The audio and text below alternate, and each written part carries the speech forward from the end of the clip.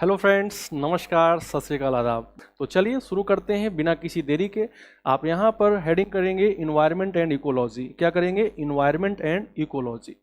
Environment and ecology, और ये दोनों वर्ड्स को ही हम लोग सबसे पहले अच्छे समझेंगे कि क्या है इन्वायरमेंट और क्या है इकोलॉजी, है ना। क्या है इन्वायरमेंट और क्या है इकोलॉजी। आप सब लोग हिंदी और इंग्लिश दोनों को अच्छे समझ से चलेगा, क्योंकि आपके इस वाले सेक्शन में क्वेश्चन जो होते हैं उनको बस हिंदी जो मतलब इंग्लिश वर्ड होता है उसको बस हिंदी में कर दिया जाता है। जैसे कि मैं फॉर एग्जांपल आपको एक बता देता हूं, जैसे कि ये वर्ड इंग्लिश का है एंथ्रोपोजेनिक, है ना। ये वर्ड जो है इंग्लिश का है, लेकिन आपको ऐसे ही मिल जाएगा, ऐसे ही मिल जाएगा। तो आपको लगे कि हिंदी में हम पेपर दे रहे हैं तो हमको इसका हिंदी मीनिंग पता होना चाहिए। हिंदी मीनिंग इसका होता है क्या? इसका होता है मानव, मानवीयकृत, यानी कि मानव जो है ना, मानव से जुड़ा हुआ, मानव द्वारा किया जाने वाला।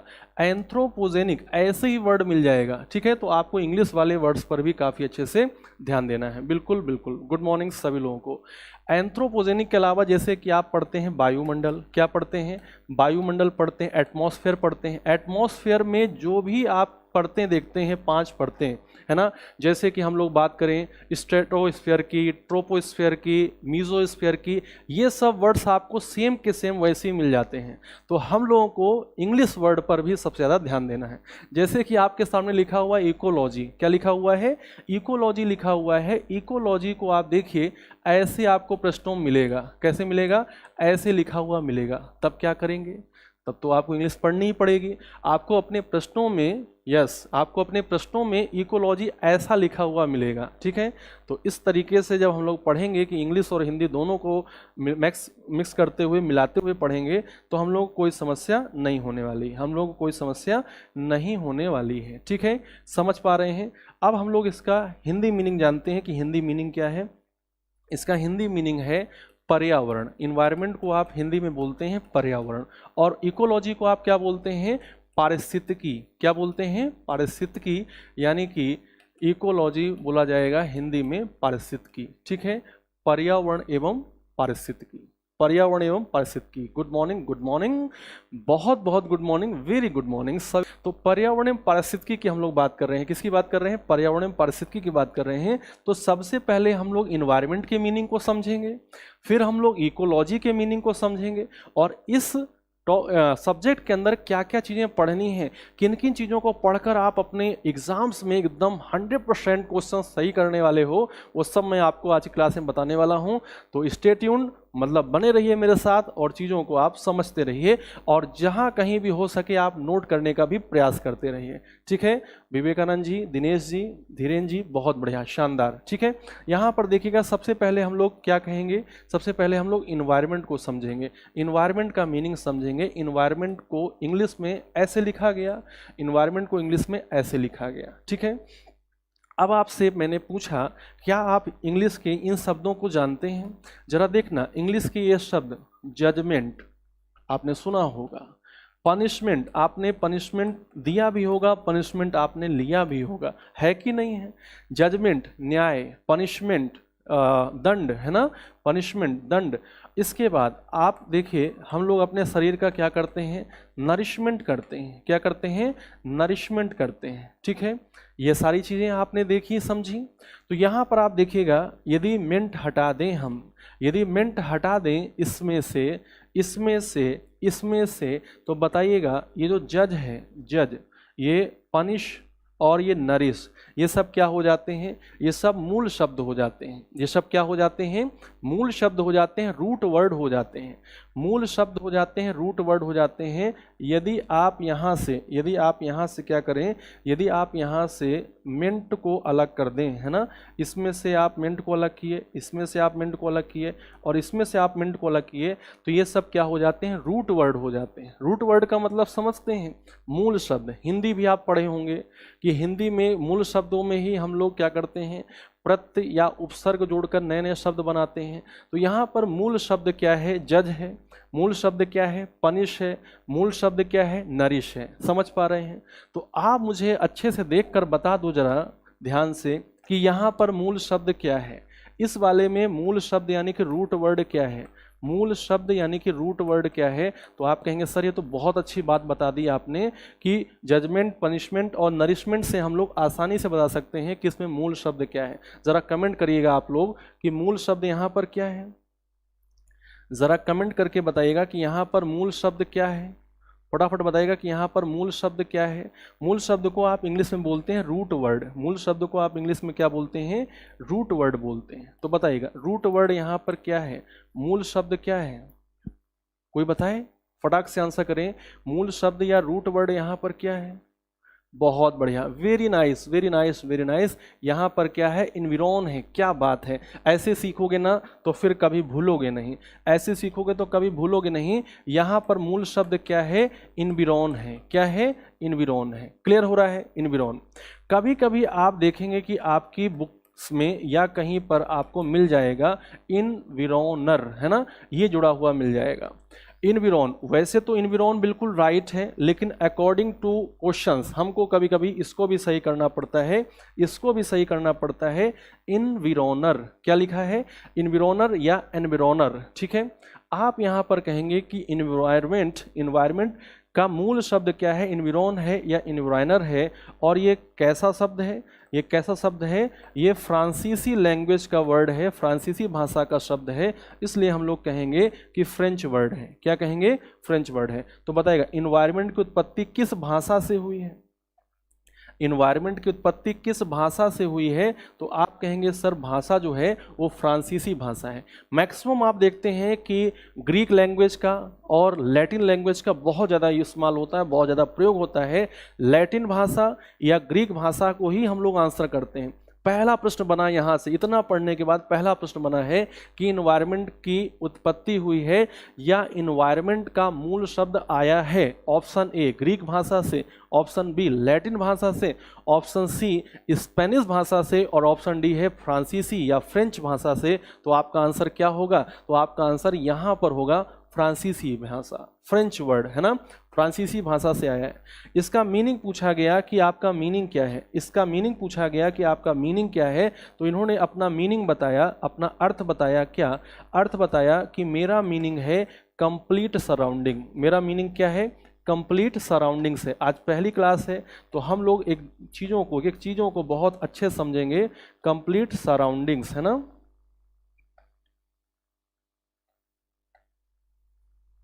Complete surroundings. कंप्लीट सराउंडिंग्स का मतलब क्या है? कंप्लीट सराउंडिंग्स का मतलब होता है संपूर्ण परिवेश। कंप्लीट सराउंडिंग का मतलब क्या होता है?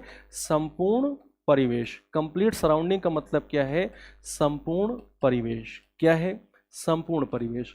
यानी कि जो कुछ भी है चारों ओर, कंप्लीट सराउंडिंग्स में हमारे चारों ओर जो कुछ भी सराउंड किया हुआ है, जो कुछ भी हमको घेरे हुआ है, वो सब है क्या? इन्विरॉन। वो सब है क्या? इन्विरॉन। उसी से बनता है इन्वायरमेंट, उसी से बनता है क्या? इन्वायरमेंट। यहाँ पर आप समझ पा रहे हैं कि कंप्लीट सराउंडिंग का मतलब क्या हो जाएगा? कंप्लीट सराउंडिंग का मतलब हो जाएगा संपूर्ण परिवेश। परिवेश का मतलब होता है हमारे चारों ओर जो भी कुछ है वो क्या है? संपूर्ण परिवेश है। क्लियर हो रही है? जरा इतनी बात बताइए, एक नंबर यहाँ से क्लियर हो रहा है कि इन्विरॉन कैसा शब्द है? फ्रेंच वर्ड है, फ्रांसीसी लैंग्वेज का शब्द है और इसका अर्थ यानी कि इसका मीनिंग क्या है? Complete surroundings. इसका मीनिंग क्या है? संपूर्ण परिवेश। बताइए क्या इतनी बात क्लियर हो रही है अच्छे से? अब हम लोग इसके हिंदी शब्द पर चलते हैं। किस पर चलते हैं हम लोग? हिंदी शब्द पर चलते हैं। तो हिंदी शब्द जब हम इसका देखेंगे, है ना, जब हम लोग क्या करेंगे इसका हिंदी शब्द देखेंगे तो हिंदी शब्द जो है वो इसको समझ लीजिएगा। हिंदी में आप क्या बोलते हैं? हिंदी में आप बोलते हैं पर्यावरण। हिंदी में आप क्या बोलते हैं? पर्यावरण। और आपको पर्यावरण जो है ये बहुत अच्छे से समझ में आता हो कि पर्यावरण में हम लोग को संधि विच्छेद करना है। इसमें हम लोग क्या करना है? संधि विच्छेद करना है। ये हिंदी के दो शब्दों से मिलकर बना है। एक का नाम है क्या? एक का नाम है परि और दूसरे का नाम क्या है? आवरण। एक एक चीज़ को आप अच्छे समझेंगे तो फिर आगे जो हम लोगों का बनने वाला है बिल्डिंग, इमारत बहुत ही शानदार बनेगी। ठीक है, बेस मजबूत, शानदार इमारत। ठीक है, तो यहाँ पर देखिएगा परि और आवरण दो शब्दों से मिलकर बना है। परि का अर्थ यदि आपसे पूछेगा तो क्या हो जाता है? परि का अर्थ जो लिया गया है वो संस्कृत शब्द परिता से लिया गया है और परिता का मीनिंग क्या है? चारों ओर। परिता का मीनिंग क्या होता है? चारों ओर, है ना। परिता का मीनिंग क्या है? चारों ओर। और जो आवरण है इसका मीनिंग क्या है? आवरण का मीनिंग होता है घिरा हुआ या ढका हुआ। आवरण का मीनिंग क्या है? घिरा हुआ या ढका हुआ। घिरा हुआ या फिर क्या है? ढका हुआ। ठीक है, घिरा हुआ या फिर ढका हुआ, या फिर आप बोल सकते हैं घिराव, है ना, ढका हुआ। क्लियर है? ढका हुआ या घिरा हुआ। तो आप मुझे बताएंगे कि यदि पर्यावरण का अर्थ पूछा जाएगा, कैसा अर्थ? जिसको आप बोलते हैं शाब्दिक अर्थ। पर्यावरण का शाब्दिक अर्थ, शब्दों का अर्थ, जो पर्यावरण जिन शब्दों से मिलकर बना है उनका अर्थ यदि आपसे पूछा जाएगा तो आप क्या बताएंगे? बताइए, आप सब लोग जानते हैं इस अर्थ को। पर्यावरण का शाब्दिक अर्थ क्या है? फटाफट आंसर करिएगा कि पर्यावरण का शाब्दिक अर्थ क्या है। तो दो शब्द हैं हमारे पास, एक परि है जिसका मतलब है चारों ओर, और दूसरा है आवरण जिसका मतलब है घिराव या घिरा हुआ। ठीक है, तो यहाँ पर इसका अर्थ क्या होता है? अर्थ होता है चारों ओर, चारों ओर से घिरा हुआ, चारों ओर से घिरा हुआ। ठीक है ना? क्या है? चारों ओर से घिरा हुआ, या फिर आप इसी को बोलते हैं क्या? इसी को आप बोलते हैं चारों ओर से ढका हुआ। क्या बोलते हैं? चारों ओर से घिरा हुआ या ढका हुआ। कभी भी आप इसको डिफिनीशन मत बताइएगा, कभी भी आप इसको डिफिनीशन मत बताइएगा। ये क्या है? ये मीनिंग है। ये क्या है? इसका अर्थ है। डिफिनीशन में हम लोग अलग शब्दों का प्रयोग करेंगे। तो बताइए, क्लियर हो रहा है? दिनेश, विवेकानंद जी और धीरेन जी, एक बार आप मुझे बताइएगा, जितने लोग भी हैं मेरे साथ और भी जो नए लोग हैं वो सब बताएंगे, क्या आप सब लोग इतनी बात समझ गए हैं? इतनी बात समझ गए हैं कि पर्यावरण का शाब्दिक अर्थ क्या है और इन्वायरमेंट का मीनिंग क्या है? इन्वायरमेंट का मीनिंग है कंप्लीट सराउंडिंग, संपूर्ण परिवेश, और पर्यावरण का शाब्दिक अर्थ क्या है? पर्यावरण का शाब्दिक अर्थ है चारों ओर से घिरा हुआ। अब यहाँ पर क्वेश्चन एराइज होता है, क्वेश्चन बनता है, किसके चारों ओर और क्या घेरे हुआ है? किसके चारों ओर और क्या घेरे हुआ है? यदि आपने ये समझ लिया तो बहुत आसानी हो जाएगी। बताइए, किसके चारों ओर और क्या घेरे हुआ है? किसके चारों ओर और क्या घेरे हुआ है? तो आप यहाँ पर देखिएगा, जो घेरे हुआ है वो तो बाद में बात करेंगे, और जिसके चारों ओर है वो कौन है? जिसके चारों ओर है, जिसके चारों ओर है, कोई बता सकता है? डी के त्यागी जी, बहुत बढ़िया, गुड मॉर्निंग। स्मिता जी, बिल्कुल राइट। चारों ओर का मतलब क्या है? चारों ओर का मतलब समझ लीजिएगा, चारों ओर का, किसके चारों ओर? तो आपका आंसर होना चाहिए हमारे चारों ओर। और हम कौन हैं? हम हैं जीव। हम हैं कौन? जीव। जीव को आप क्या बोलते हैं? जीव को आप बोलते हैं लिविंग ऑर्गेनिजम्स। क्या बोलते हैं? लिविंग ऑर्गेनिजम्स बोलते हैं। ना ना ना ना ना विवेकानंद जी, अर्थ के चारों ओर नहीं बोलेंगे, अर्थ के चारों ओर नहीं बोलेंगे। यही तो आपको थोड़ा सा समझना है। यहाँ पर धीरेन जी, बिल्कुल, बहुत बढ़िया, यहाँ पर बोलना है जीव के चारों ओर। अच्छा, आप लोग बताइए कैसे नॉर्मली बताते हैं? हमारे चारों ओर का जो आवरण है उसे पर्यावरण कहते हैं। ऐसे तो सिंपली बताते हैं, हमारे चारों ओर का जो आवरण है उसी को हम लोग पर्यावरण कहते हैं।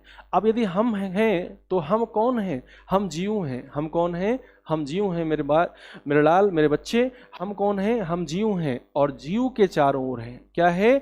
जीव के चारों ओर, जीव के चारों ओर है। ध्यान रखिएगा, पर्यावरण हमेशा किसके चारों ओर है? जीव के चारों ओर। तो यहाँ से एक प्रश्न बनता है कि पर्यावरण किसके लिए डिफाइन किया जाता है? तो मैं नोट लिख रहा हूँ, जरा ध्यान दीजिएगा। पर्यावरण सदैव, पर्यावरण किसके लिए डिफाइन होता है? पर्यावरण डिफाइन होता है किसके लिए? जीव के लिए। पर्यावरण सदैव जीव के लिए परिभाषित है। अभी आप समझोगे, पर्यावरण सदैव जीव के लिए परिभाषित होता है। किसके लिए परिभाषित होता है? जीव के लिए। पर्यावरण सदैव जीव के लिए परिभाषित होता है। पर्यावरण किसके लिए परिभाषित होता है? जीव के लिए। पर्यावरण किसके लिए डिफाइन किया जाता है? टेल मी, पर्यावरण किसके लिए परिभाषित होता है? जीव के लिए परिभाषित होता है। किसके लिए? जीवित प्राणी के चारों ओर। अब बात आई है, विवेक जी ने आंसर किया है, बहुत अच्छा। ये देख लो, इस पॉइंट को नोट कर लेना। पर्यावरण सदैव किसके लिए डिफाइन किया जाता है? जीव के लिए। जीव को आप अंडरलाइन कर लीजिएगा, जीव के लिए। जीव के लिए पर्यावरण किसके लिए परिभाषित होता है? जीव के लिए परिभाषित होता है, जीव के लिए बताया जाता है। आपसे पूछेगा जीव कौन है? आपसे पूछेगा जीव कौन है, तो आप बताते हैं जीव जो है जीवन रखने वाला है। जीव कौन है? जीवन रखने वाला जीव कहलाता है। जिसमें क्या है? जीवन है, वो क्या कहलाता है? जीव कहलाता है। क्या आप मुझे बता सकते हैं जीवन का मतलब क्या है? बताइए, हम सब लोगों के अंदर जीवन है कि नहीं है? हम सब लोगों के अंदर जीवन है कि नहीं है? टेल मी, हम सब लोगों के अंदर जीवन है। और यदि जीवन है तो आप बताइए जीवन को कैसे डिफाइन करते हैं? जीवन को आप, मैं बहुत धीरे धीरे आपको ले चलूंगा, एकदम बेसिक से लेकर चलूंगा आपको ऊपर की ओर, देखिएगा सब कुछ क्लियर होगा, बस आप आंसर करते रहिएगा।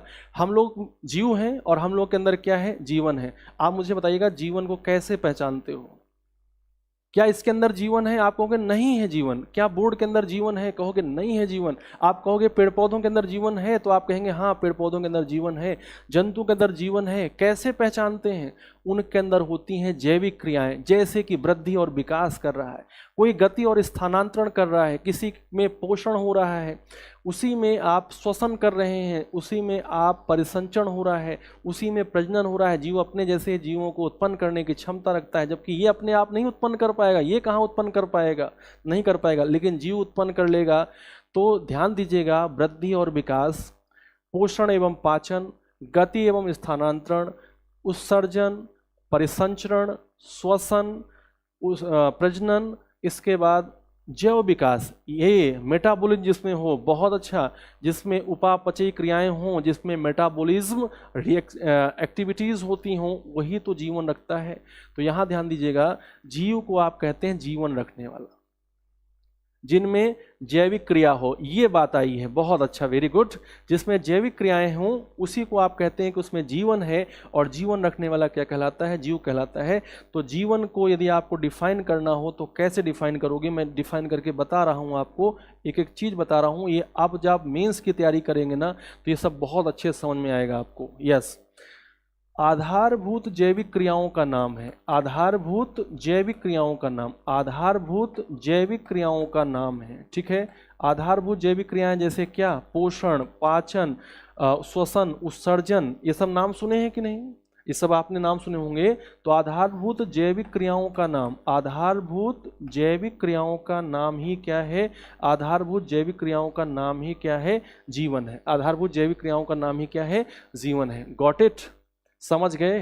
अब जब इतना समझ गए हो तो बताओ किसमें किसमें जीवन है? तो आप कहेंगे जीव, हम उसी कहेंगे जिसमें जीवन होगा। और जीवन के लिए हम लोग 3 कैटेगरी बनाए हुए हैं। जीव के लिए हम लोग 3 कैटेगरी बनाए हैं। एक क्या? पेड़ पौधे। एक क्या? पेड़ पौधे। उसी में आप किसको रखेंगे? उसी में रखेंगे आप वन को, उसी में रखेंगे आप किसको? वनस्पतियों को, उसी में रखेंगे आप झाड़ियों को, उसी में आप रखेंगे औषधियों को। पेड़ पौधे हों, वनस्पतियां हों, मैं रख रहा हूं यहाँ पर। आज के बाद फिर इसके लिए बार बार नहीं लिखना होगा। पेड़ पौधे, वनस्पतियां, और क्या होगा इसमें? इसमें होंगी झाड़ियाँ। इसमें क्या होंगी? झाड़ियाँ, है ना, जिसको आप इंग्लिश में बोलते हैं श्रब्स। और फिर क्या होंगी इसमें? वनस्पतियाँ। इसमें क्या होंगी? औषधियाँ। औषधियाँ भी किस में आएंगी? इसी में आएंगी। पेड़ पौधे, वन, जंगल, ये सब हो जाएगा। वनस्पतियाँ, झाड़ियाँ, औषधियाँ, ये सब हो जाएगा। इनको आप देखिए इंग्लिश में पेड़ पौधों को प्लांट्स कहेंगे, वनस्पतियों को वेजिटेशन कहेंगे, झाड़ियों को आप श्रब्स कहेंगे, औषधियों को आप हर्ब्स कहेंगे। लेकिन आज से ध्यान रखिएगा, आज से आप इन्वायरमेंट शुरू किए हो, आज से आपने इन्वायरमेंट पढ़ना शुरू किया है, तो आज से इनको क्या कहोगे आप? इनको आप कहोगे फ्लोरा। इनको आप क्या कहोगे? फ्लोरा कहोगे। कोई दिक्कत, कोई समस्या? इनको आप क्या कहोगे? फ्लोरा कहोगे। बताइए फ्लोरा का मीन्स क्या? फ्लोरा का मीनिंग क्या? फ्लोरा का मीनिंग है पेड़ पौधे, वनस्पतियां, झाड़ियां और औषधियां। क्लियर है? इसके बाद दूसरा कौन आएगा? दूसरा आएगा जंतु। दूसरा कौन आएगा? जंतु आएगा। जंतुओं को आप क्या कहोगे? जंतुओं को आप एनिमल्स कहोगे। इसी में आपके क्या होंगे? पशु होंगे, पक्षी होंगे, है ना। इसी में जल वाले होंगे, जलचर होंगे। इसी में थल वाले होंगे, इसी में उभयचर होंगे। यस विवेक, अब याद आ रहा है ना फ्लोरा और फौना। तो जंतु जो हैं इनको आप क्या कहने वाले हो? जंतुओं को आप कहने वाले हो फौना। जंतुओं को आप क्या कहने वाले हो? जंतुओं को आप आज से कहने वाले फौना। इसमें सब कुछ आ जाएंगे, जल में रहने वाले, वायु में उभयचर, ठीक है, सरीसृप, दौड़कर चलने वाले, रेंगकर चलने वाले, हर प्रकार के जंतु, प्राणी जो हैं, प्राणी जिनको आप बोलते हैं, एनिमल्स जिनको आप बोल रहे हैं, वो सब किस में आएंगे? फौना में आएंगे। बताइएगा हम लोग, मानव जो है वो कहाँ आएगा? हम लोग मानव किस में आएंगे? फौना में आएंगे। हम लोग मानव किस में आएंगे? फौना में आएंगे। और फिर तीसरी कैटेगरी आती है, तीसरी कैटेगरी आती है किसकी? सूक्ष्म जीवों की। तीसरी कैटेगरी किसकी आती है? सूक्ष्म जीवों की आती है। सूक्ष्म जीवों को आप इंग्लिश में बोलते हैं माइक्रोब्स।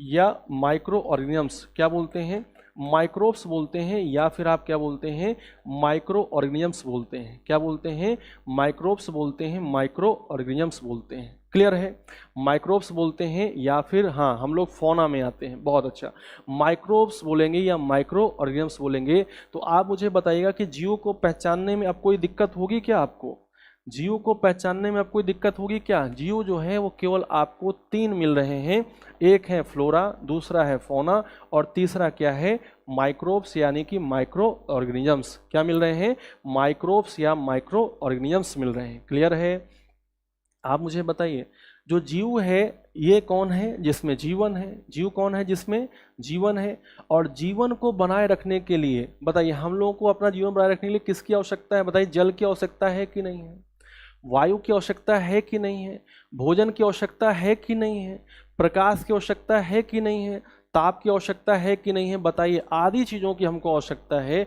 हम लोग अपना जीवन तभी बनाए रख सकते हैं जब ये सारी चीज़ें हमको कैसी मिले, संतुलित रूप में मिले, या हम कह सकते हैं अनुकूलित रूप में मिले। क्या मिले, अनुकूलित रूप में। आपके आसपास जल तो हो लेकिन प्रदूषित हो चुका हो, आपके आसपास वायु तो हो लेकिन प्रदूषित हो चुकी हो, हमको ताप तो मिल रहा हो, टेम्परेचर तो हो हमारे पास, लेकिन या तो बहुत गर्मी हो, बहुत ज़्यादा टेम्परेचर हो, या बहुत कम टेम्परेचर हो, क्या हम सरवाइव कर पाएंगे। टेल मी, क्या हम अपना जीवन बनाए रख पाएंगे। बताते रहिए, आज आपकी पहली क्लास है, जितना आप इंटरेक्ट करेंगे उतना ही इन्वायरमेंट आपके अंदर आएगा, क्योंकि आप। हाँ प्रीति जी बताएं। Yes sir. नहीं, आपको ये बताना है क्या हम लोग इनके बिना अपना जीवन बनाए रख पाएंगे। जल, वायु, प्रकाश, भोजन यदि हमको अवेलेबल ना हो तो क्या जीवन बना रह पाएगा। हाँ, माइक्रोब जो हैं यूनिसेलुलर, बहुत अच्छा, यूनिसेलुलर भी हैं, मल्टी सेलुलर भी हैं, इसमें काफ़ी है ना। आप बताइए, क्या हम लोग जो हैं ये बिना जल के, बिना वायु के, बिना भोजन के, बिना ताप के अपने जीवन को बनाए रख पाएंगे। आपका आंसर होगा नहीं। और यदि बनाए रखना है जीवन तो हमें इनका कैसा रूप चाहिए, अनुकूलित रूप चाहिए। अनुकूलित रूप का मतलब है कि ये सब चीज़ें हमको एकदम ऐसी चाहिए जैसे वायु तो हो लेकिन वायु में ऑक्सीजन की मात्रा एकदम कम हो रही हो, वायु जल तो हो लेकिन उसमें अशुद्धियाँ बहुत ज़्यादा हों, तो आप बताइए नहीं बनाए रख पाएंगे ना। और ये सब जो चीज़ें हैं जीवन को बनाए रखने के लिए जो अनुकूल दशाएं हैं वो कहाँ मिलती हैं, मैं लिख रहा हूँ, ज़रा इस चीज़ को नोट के फॉर्म में याद रखिएगा, क्योंकि अब आप एंट्री कर रहे हैं रियल में, है ना, एंट्री कर रहे हैं रियल जगह पर जिसको हमको पढ़ना है। जीवन को बनाए रखने के लिए, जीवन को बनाए रखने के लिए, जीवन को बनाए रखने के लिए, जीवन को बनाए रखने के लिए, बनाए रखने के लिए अनुकूल दशाएं, आवश्यक अनुकूल दशाएं, आवश्यक अनुकूल दशाएं कहाँ मिलेंगी बच्चे। आवश्यक अनुकूल दशाएं मेरे लाल कहाँ मिलेंगी। अनुकूल दशाओं को हम लोग बोलते हैं फेवरेबल कंडीशंस। अनुकूल दशाएं कहाँ मिलेंगी, अनुकूल दशाएं मिलती हैं केवल और केवल कहाँ पर, अभी की रिसर्च के अनुसार पृथ्वी पर। भले आगे कहीं और मिल जाएं लेकिन अभी तो हम लोग केवल इतना जानते हैं, adaptation is necessary for living beings, और एडप्टेशन ना होने के कारण ही क्या होता है, जीवों की जातियां समाप्त होती हैं। इस पृथ्वी पर जो जीव आया है वो यदि अपने आप को समय के साथ, यानी कि बदलाव के साथ, चेंजेस के साथ यदि अपने आप को अनुकूलित नहीं कर पाया, अडेप्ट नहीं कर पाया, उसमें एडेप्टेशन का प्रोसेस सही से नहीं हो पाया, तो जीव क्या हो जाएगा, समाप्त हो जाएगा। लेकिन कुछ ऐसी चीज़ें हैं जिनके ना होने पर एडेप्टेशन पॉसिबल ही नहीं होगा। जल ना हो, वायु ना हो, भोजन ना हो, ताप ना हो, प्रकाश ना हो, तो बिल्कुल एडप्टेशन हो ही नहीं पाएगा। तो यहाँ पर बताइएगा, जीवन को बनाए रखने के लिए सभी अनुकूल दशाएं, जीवन को बनाए रखने के लिए सभी आवश्यक अनुकूल दशाएं आपको कहाँ अवेलेबल होंगी, सभी आवश्यक दशाएं आपको कहाँ मिलेंगी, पृथ्वी पर मिलेंगी। इसीलिए बोलते हैं कि पृथ्वी पर क्या है, जीवन है। पृथ्वी पर यदि ये सब अनुकूल दशाएं धीरे धीरे समाप्त हो जाएंगी तो बताइए पृथ्वी पर जीवन क्या हो जाएगा, समाप्त हो जाएगा। और हम मानो कुछ ऐसा ही कर रहे हैं कि अनुकूल दशाओं को बिगाड़ते चले जा रहे हैं। इसीलिए तो हमको इन्वायरमेंट पढ़ने की ज़रूरत है, इसलिए तो हमको एक रिक्वायरमेंट हुई कि हम लोग इन्वायरमेंट पढ़ें। तो यहाँ पर देखिएगा, आवश्यक अनुकूल दशाएं पृथ्वी पर मिल रही हैं, तो पृथ्वी पर ही क्या है, जीवन है। पृथ्वी पर ही क्या है, जीवन है। अच्छा, आप मुझे बताइए, पृथ्वी को आपने समझा है, पृथ्वी को आपने समझा है, पृथ्वी पर क्या क्या चीज़ें हैं। पृथ्वी पर क्या क्या चीज़ें हैं फटाफट बताइएगा। तो पृथ्वी पर जितनी भी चीज़ें हैं उनको हम 3 पार्ट में बांट सकते हैं। पृथ्वी पर जो भी चीज़ें हमको मिल रही हैं उनको हम लोग 3 पार्ट में डिवाइड कर सकते हैं। किन किन पार्ट में डिवाइड कर सकते हो?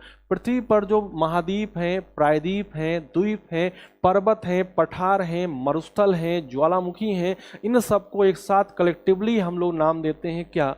इनको हम लोग कहते हैं कि हम लोग किसकी बात कर रहे हैं? हम लोग स्थल मंडल की बात कर रहे हैं। किसकी बात कर रहे हैं? हम लोग स्थल मंडल की बात कर रहे हैं, यानी कि हम लोग बात कर रहे हैं लिथोस्फीयर की। किसकी बात कर रहे हैं? हम लोग लिथोस्फीयर की बात कर रहे हैं। क्लियर हो रही है बात? हम लोग किसकी बात कर रहे हैं? लिथोस्फीयर की बात कर रहे हैं। यदि हम लोग बात करें कि पृथ्वी पर जो महासागर हैं, सागर हैं, नदियां हैं, झील हैं, तालाब हैं, ये सब जो जल के भाग हैं उन सबको एक साथ मिला के क्या कहेंगे? जल मंडल कहेंगे। उन सबको एक साथ मिलाकर क्या कहेंगे?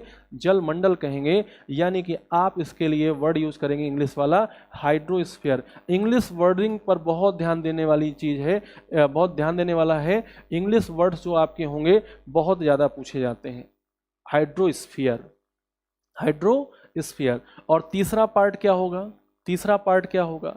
तीसरे पार्ट में आप देखेंगे कि वायु का मिश्रण है। तीसरे पार्ट में देखेंगे वायु जो है गैसों का मिश्रण है, गैसें हैं, प्रकाश है, ताप है, नमी है, बादल है, कोहरा है, ओस है। ये सब क्या है? ये सब जो हैं, ये सब जो है वायुमंडल है। ये सब क्या है? एटमॉस्फेयर है। ये सब क्या है? एटमॉस्फेयर है। बोलो बच्चे, समझ पा रहे हो? ये सब क्या है? एटमॉस्फेयर है। पृथ्वी पर इन तीनों चीज़ों को हम लोग देखते हैं। पृथ्वी पर ये सारी चीज़ें हम लोग देखते हैं। बताइएगा, हमारी पृथ्वी को यदि हम लोग 100 मान लें, अपनी पृथ्वी को यदि हम लोग, नीरज जी सब पता चलता जाएगा, परेशान नहीं होइएगा। आप यहाँ पर देखिएगा, पृथ्वी पर हम लोग बात करें, पृथ्वी को अपना 100% मान लें। यदि पृथ्वी को हम लोग 100% मान लें मेरे दोस्तों, तो आप बताइएगा कि यहाँ पर कितना भाग स्थल मंडल का होगा? तो हमारी पृथ्वी के कुल सतही क्षेत्रफल के 29.2% भाग पर, 29.2% भाग पर आपको कौन मिलेगा? स्थल मंडल मिलेगा। कौन मिलेगा? स्थल मंडल मिलेगा। हमारी पृथ्वी के कुल क्षेत्रफल के, कुल सतही क्षेत्रफल के 29.2% भाग पर क्या मिलेगा? स्थल मंडल मिलेगा, लिथोस्फीयर मिलेगा। और बचा हुआ भाग जिसको आप क्या बोलेंगे? जिसको आप बोलेंगे कितना बचा भाग है? 70.8%। 70.8% जो है, जिसको अप्रोक्स करके आप 71% लिख सकते हैं। क्या मिलेगा आपको? जलमंडल मिलेगा। क्या मिलेगा? जलमंडल मिलेगा। और फिर एटमॉस्फेयर कितना होगा? तो हमारी पृथ्वी का खुद का अपना क्या है? हमारी पृथ्वी का खुद का अपना वायुमंडल है, वो कितना होगा? उसे कोई दूसरा शेयर नहीं कर रहा है। कितना होगा? 100% होगा। कितना होगा? 100% होगा। कितना होगा? 100% होगा। क्लियर हो रही है बात? चलो, एक चीज बताना, क्या स्थल मंडल पर जीवन हो सकता है? केवल स्थल मंडल पर, केवल स्थल मंडल क्या जीवन के लिए सभी अनुकूल दशाएं प्रोवाइड करेगा? ध्यान से आंसर करिएगा। आप लोगों के पार्टिसिपेशन से ही हम लोग एनवायरनमेंट को अच्छे से सीखेंगे। क्या केवल स्थल मंडल के होने पर, क्या केवल स्थल मंडल के होने पर आपको जीवन की अनुकूल दशाएं मिल जाएंगी? दूसरा, क्या केवल जलमंडल के होने पर अनुकूल दशाएं मिल जाएंगी? क्या वायुमंडल के होने पर अनुकूल दशाएं मिल जाएंगी? केवल की बात कर रहे हैं। ना स्थल मंडल अकेले, ना जलमंडल अकेले, और ना ही वायुमंडल अकेले जीवन को देगा। जीवन के लिए अनुकूल दशाएं नहीं दे पाएगा। यदि दो की भी बातें भी करें, स्थल मंडल की भी बातें करें, जलमंडल की भी बातें करें और वायुमंडल की भी बातें करें, तो ये भी नहीं दे पाएंगे। कब होगा जीवन? जब तीनों साथ होंगे, जब तीनों अवेलेबल होंगे, एक साथ एक जगह पर होंगे। जलमंडल भी हो, स्थल मंडल भी हो और वायुमंडल भी हो। यस, जब तक तीनों ना मिलें, तीनों का होना जरूरी है। बस आप लोगों के अंदर अब इन्वायरमेंट उतर रहा है, फील करिएगा, क्योंकि विदाउट इन्वायरमेंट हम लोग आने वाला समय और आने वाली पीढ़ियों को नहीं बचा पाएंगे। यदि हमें अपने जीवन को अच्छा बनाना है, पृथ्वी पर जीवन को बनाए रखना है, आने वाली पीढ़ी को कुछ देना है गिफ्ट ना, तो हमें इन्वायरमेंट को पढ़ना, उसे फील करना बहुत ज़रूरी है। फीलिंग नहीं आएगी जब तक, तब तक ये सब्जेक्ट में मज़ा नहीं आएगा।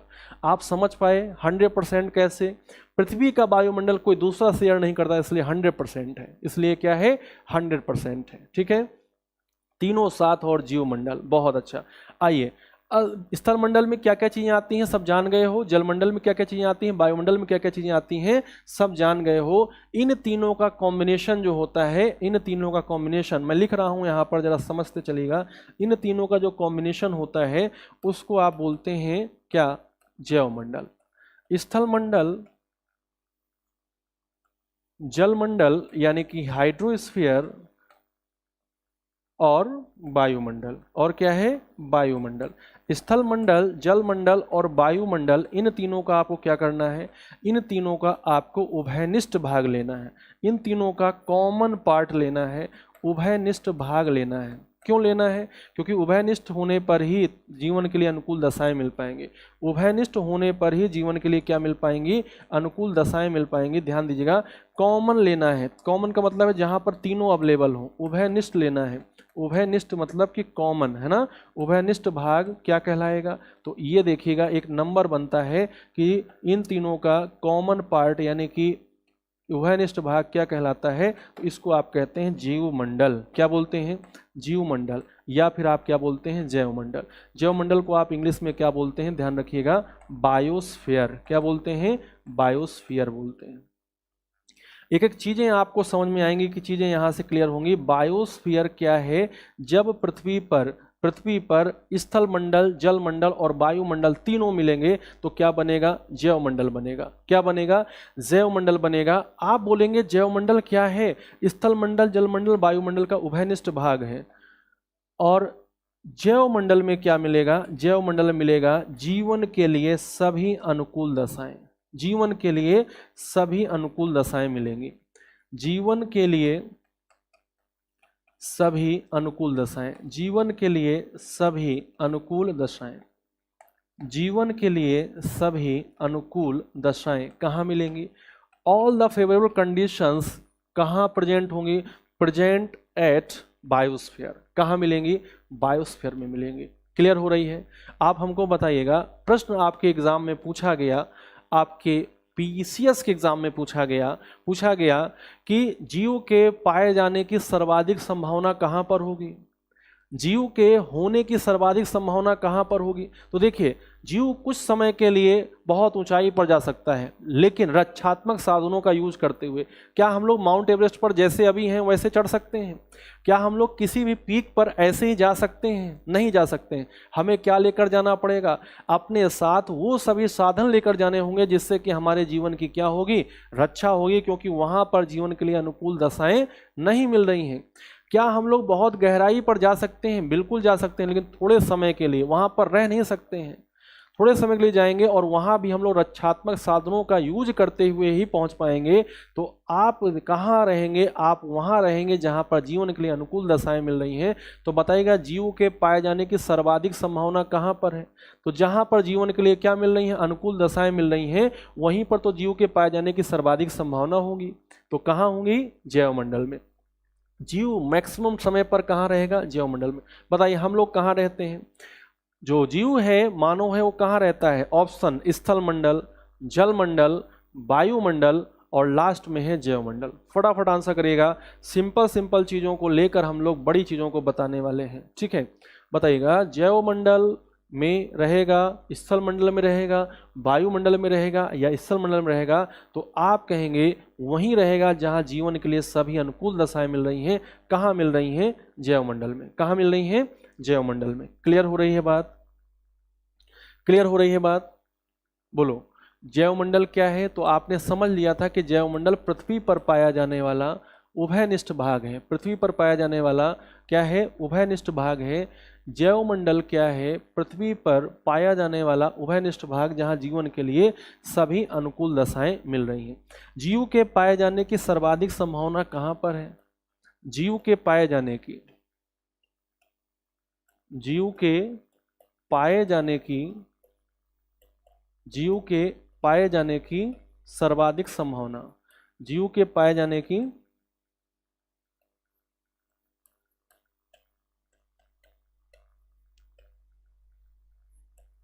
सर्वाधिक संभावना, जीव के होने की सर्वाधिक संभावना कहाँ पर है? कहाँ पर है? जैवमंडल में है। जीव के पाए जाने की सर्वाधिक संभावना कहाँ पर है? जैवमंडल में। देखिए, आपने वेन डायग्राम पढ़ा होगा, ये आपका एक हो गया, दूसरा ये हो गया। आप इनके साइज से मत जाइएगा, बस आप समझने का प्रयास करिएगा। और तीसरा क्या हो गया? ये हो गया। अब देखो, ये हमारी पृथ्वी पर ही हैं सब, ये हमारी पृथ्वी पर ही हैं सब। और एक एक को देखिए, ये क्या रिप्रेजेंट कर रहा है? ये रिप्रेजेंट कर रहा है स्थल मंडल। ये क्या रिप्रेजेंट कर रहा है? स्थल मंडल। फिर ये क्या रिप्रेजेंट कर रहा है? ये रिप्रेजेंट कर रहा है जल मंडल, यानी कि हाइड्रोस्फीयर। ये क्या रिप्रेजेंट कर रहा है? ये रिप्रेजेंट कर रहा है वायुमंडल। ये क्या रिप्रेजेंट कर रहा है? वायुमंडल। क्लियर है? ये क्या रिप्रेजेंट कर रहा है? वायुमंडल। आप बताना, ये जो बीच वाला भाग है, ये जो बीच वाला भाग है, ये क्या रिप्रेजेंट करेगा?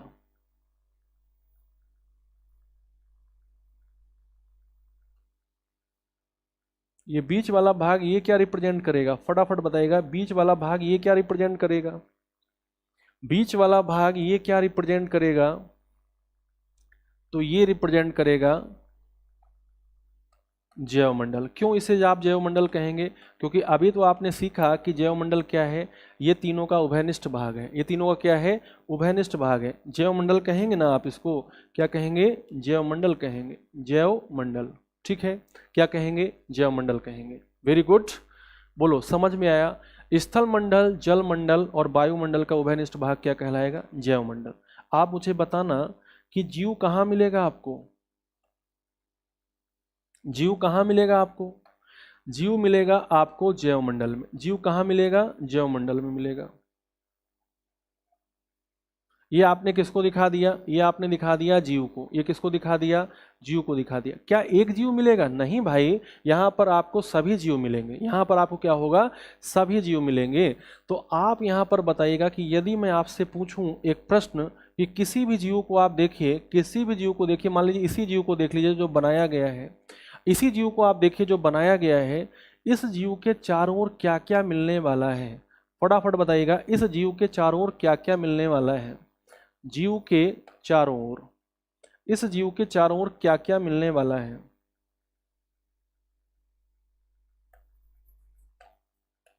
जीव के चारों ओर, इस जीव के चारों ओर बताइएगा, जो जीव अभी आप बनाए हैं, जीव के चारों ओर क्या क्या मिलने वाला है?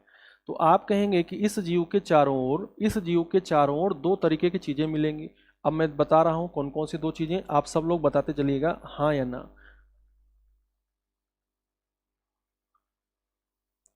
हाँ, इधर देखिएगा, इस जीव के चारों ओर क्या क्या मिलेगा? तो आप कहेंगे इस जीव के चारों ओर अन्य जीव भी तो मिलेंगे। अर्थ जल एयर, विवेक जी आंसर किए अर्थ जल एयर। ओके, अर्थ मत बोलिए, अर्थ मत बोलिए, ठीक है, आप बोलिए स्थल मंडल, लिथोस्फीयर। अर्थ तो पूरा है, बायोटिक एंड एबायोटिक है, तो आपने आगे का बता दिया, बहुत अच्छा। इसके चारों ओर क्या मिलेगा? इसके चारों ओर मिलेगा जीव। इसके चारों ओर क्या मिलेंगे? जीव मिलेंगे। क्या मिलेंगे? पेड़ पौधे मिलेंगे, है ना? और क्या मिलेंगे? पेड़ पौधों के अलावा और क्या मिलेंगे? जंतु मिलेंगे। क्या मिलेंगे? जंतु मिलेंगे। और इस जीव के चारों ओर क्या मिलेंगे? सूक्ष्म जीव मिलेंगे। क्या मिलेंगे? सूक्ष्म जीव मिलेंगे। इस जीव के चारों ओर ये सब मिलेंगे कि नहीं मिलेंगे? यदि हम लोग अपनी ही बात करें तो जो हम लोग वायु जैवमंडल में है, तो हम लोग के चारों ओर क्या है? हम लोग के चारों ओर अन्य जीव भी मिल रहे हैं, पेड़ पौधे भी मिल रहे हैं, जंतु मिल रहे हैं, सूक्ष्म जीव मिल रहे हैं। और इसके चारों ओर क्या मिल रहा है? और क्या मिल रहा है? तो आप देखो, जहां पर जीव है वो जैवमंडल है कि नहीं है? जहां पर जीव है वो वाला भाग क्या है? जैवमंडल है। और जैवमंडल को आप देखेंगे तो यहाँ पर क्या है? स्थल मंडल भी आ रहा है। यहाँ पर क्या आ रहा है? स्थल मंडल भी आ रहा है। यहाँ पर क्या आ रहा है? जलमंडल भी आ रहा है। और यहाँ पर क्या आ रहा है? वायुमंडल भी आ रहा है। यानी कि आपको क्या क्या मिल रहा है? आपको मिल रहा है स्थल मंडल पूरा, स्थल मंडल की चीज़ें मिल रही हैं। पर्वत हो सकते हैं, पठार हो सकते हैं, मरुस्थल हो सकते हैं, ज्वालामुखी हो सकते हैं। और क्या मिल रहा है? और आपको महासागर, सागर, नदियाँ, झील, तालाब, ये सब मिल जा रहा है। और क्या मिल रहा है आपको? वायुमंडल मिल रहा है। प्रकाश, ताप, नमी, बादल, कोहरा, ये सब मिल रहा है कि नहीं? इतनी बात आपने समझ ली तो बताइए हाँ या ना। इतनी बात आप समझ गए हैं तो बताइए हाँ या ना। स्थल मंडल, जल मंडल, वायुमंडल मिल रहा है जीव के चारों ओर, और पेड़ पौधे, जंतु और सूक्ष्म जीव मिल रहा है चारों ओर। जीव के चारों ओर इतना सब कुछ मिल रहा है, जीव के चारों ओर इतना सब कुछ क्या हो रहा है, मिल रहा है। एक बार आप बताइएगा, क्लियर हो रही है बात?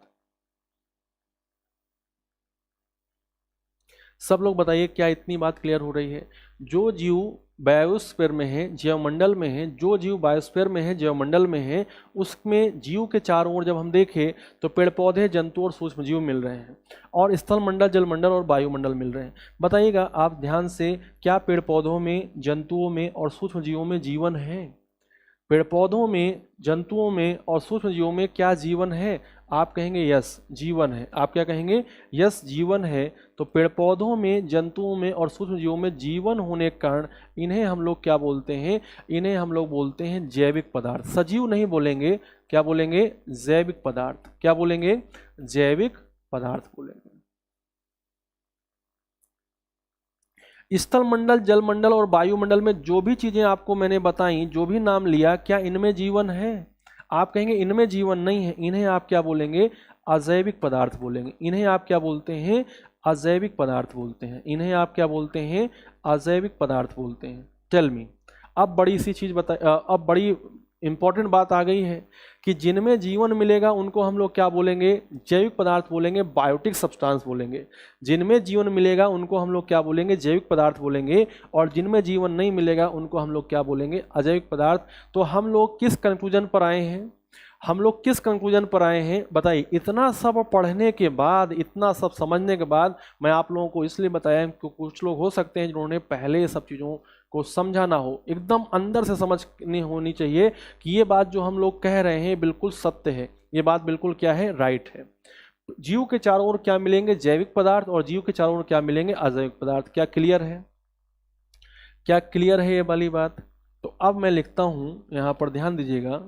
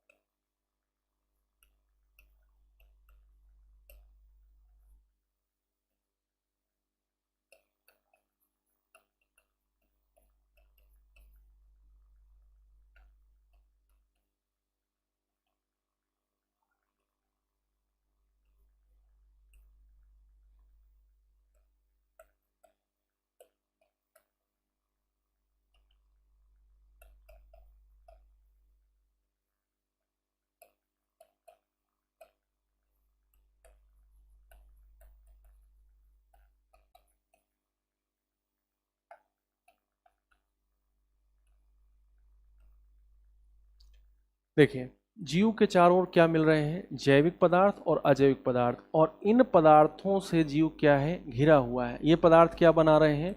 आवरण बना रहे हैं। ये पदार्थ क्या बना रहे हैं? आवरण बना रहे हैं। आवरण को आप बोल सकते हैं इनवेलप। क्या बोल सकते हैं? इनवेलप बना रहे हैं। क्या बना रहे हैं? इनवेलप बना रहे हैं। जीव के चारों ओर जैविक पदार्थ और अजैविक पदार्थ, बायोटिक और एबायोटिक। यहाँ पर देखिएगा, सजीव और निर्जीव वर्ड यूज नहीं करेंगे, यहाँ पर यूज करेंगे बायोटिक और एबायोटिक, यानी कि जैविक और अजैविक पदार्थ। जीव के चारों ओर, जीव के चारों ओर जो जैविक और अजैविक पदार्थ हैं, ये मिलकर क्या कर रहे हैं? एक आवरण का निर्माण कर रहे हैं। इसी आवरण को आप क्या कहते हैं? इसी आवरण को आप बोलते हैं जीव का पर्यावरण। ध्यान दीजिएगा, पर्यावरण नहीं, जीव का पर्यावरण। क्यों? क्योंकि यहाँ से एक चीज आपको हमेशा ध्यान रहेगी कि पर्यावरण किसके लिए डिफाइन होता है, पर्यावरण किसके लिए परिभाषित होता है? जीव के लिए परिभाषित होता है। अब आप बताइए, कोई दिक्कत? तो अब आप कहाँ पर पहुँच गए हैं? अब आप पहुँच गए हैं परिभाषा पर, डिफिनीशन पर पहुँच गए हैं। आपने देखा था कि अर्थ क्या है? चारों ओर से घिरा हुआ। अब आप देखो किसके चारों ओर है? जीव के चारों ओर है। क्या घेरा हुआ है? क्या घेरे हुआ है? घेरा हुआ है बायोटिक और एबायोटिक। तो ये क्या हो जाती है? इसकी डिफिनीशन हो जाती है। बताइएगा, पर्यावरण की डिफिनीशन में कौन से शब्द आएंगे? बायोटिक और एबायोटिक आएंगे। पर्यावरण की डिफिनीशन में क्या आएंगे? बायोटिक आएंगे और एबायोटिक आएंगे। बोलो, क्या इतनी बात क्लियर है? पर्यावरण जो है इसकी परिभाषा क्लियर हुई कि जीव के चारों ओर पाए जाने वाले जैविक और अजैविक पदार्थों के आवरण को ही आप क्या कहते हैं? पर्यावरण कहते हैं। किसका? जीव का। यहाँ से ध्यान रखिएगा, पर्यावरण हमेशा किसके लिए परिभाषित होता है? जीव के लिए परिभाषित होता है। मैं आपको बता दूं, यदि जीव नहीं है तो पर्यावरण नहीं पढ़ेंगे, यदि जीव नहीं है तो पर्यावरण नहीं पढ़ेंगे। पर्यावरण हमेशा किसके लिए डिफाइन किया जाता है? जीव के लिए। पर्यावरण हमेशा किसके लिए परिभाषित किया जाता है? जीव के लिए। क्या आप सब लोग समझ गए हैं? एक बार आप लोग यस और नो में आंसर कर दीजिए ताकि हम लोग इसको आगे बढ़ा सकें। एक बार सब लोग आंसर कर दीजिएगा यस और नो में ताकि हम लोग आगे बढ़ सकें। फटाफट आंसर करिएगा यस और नो, जल्दी से।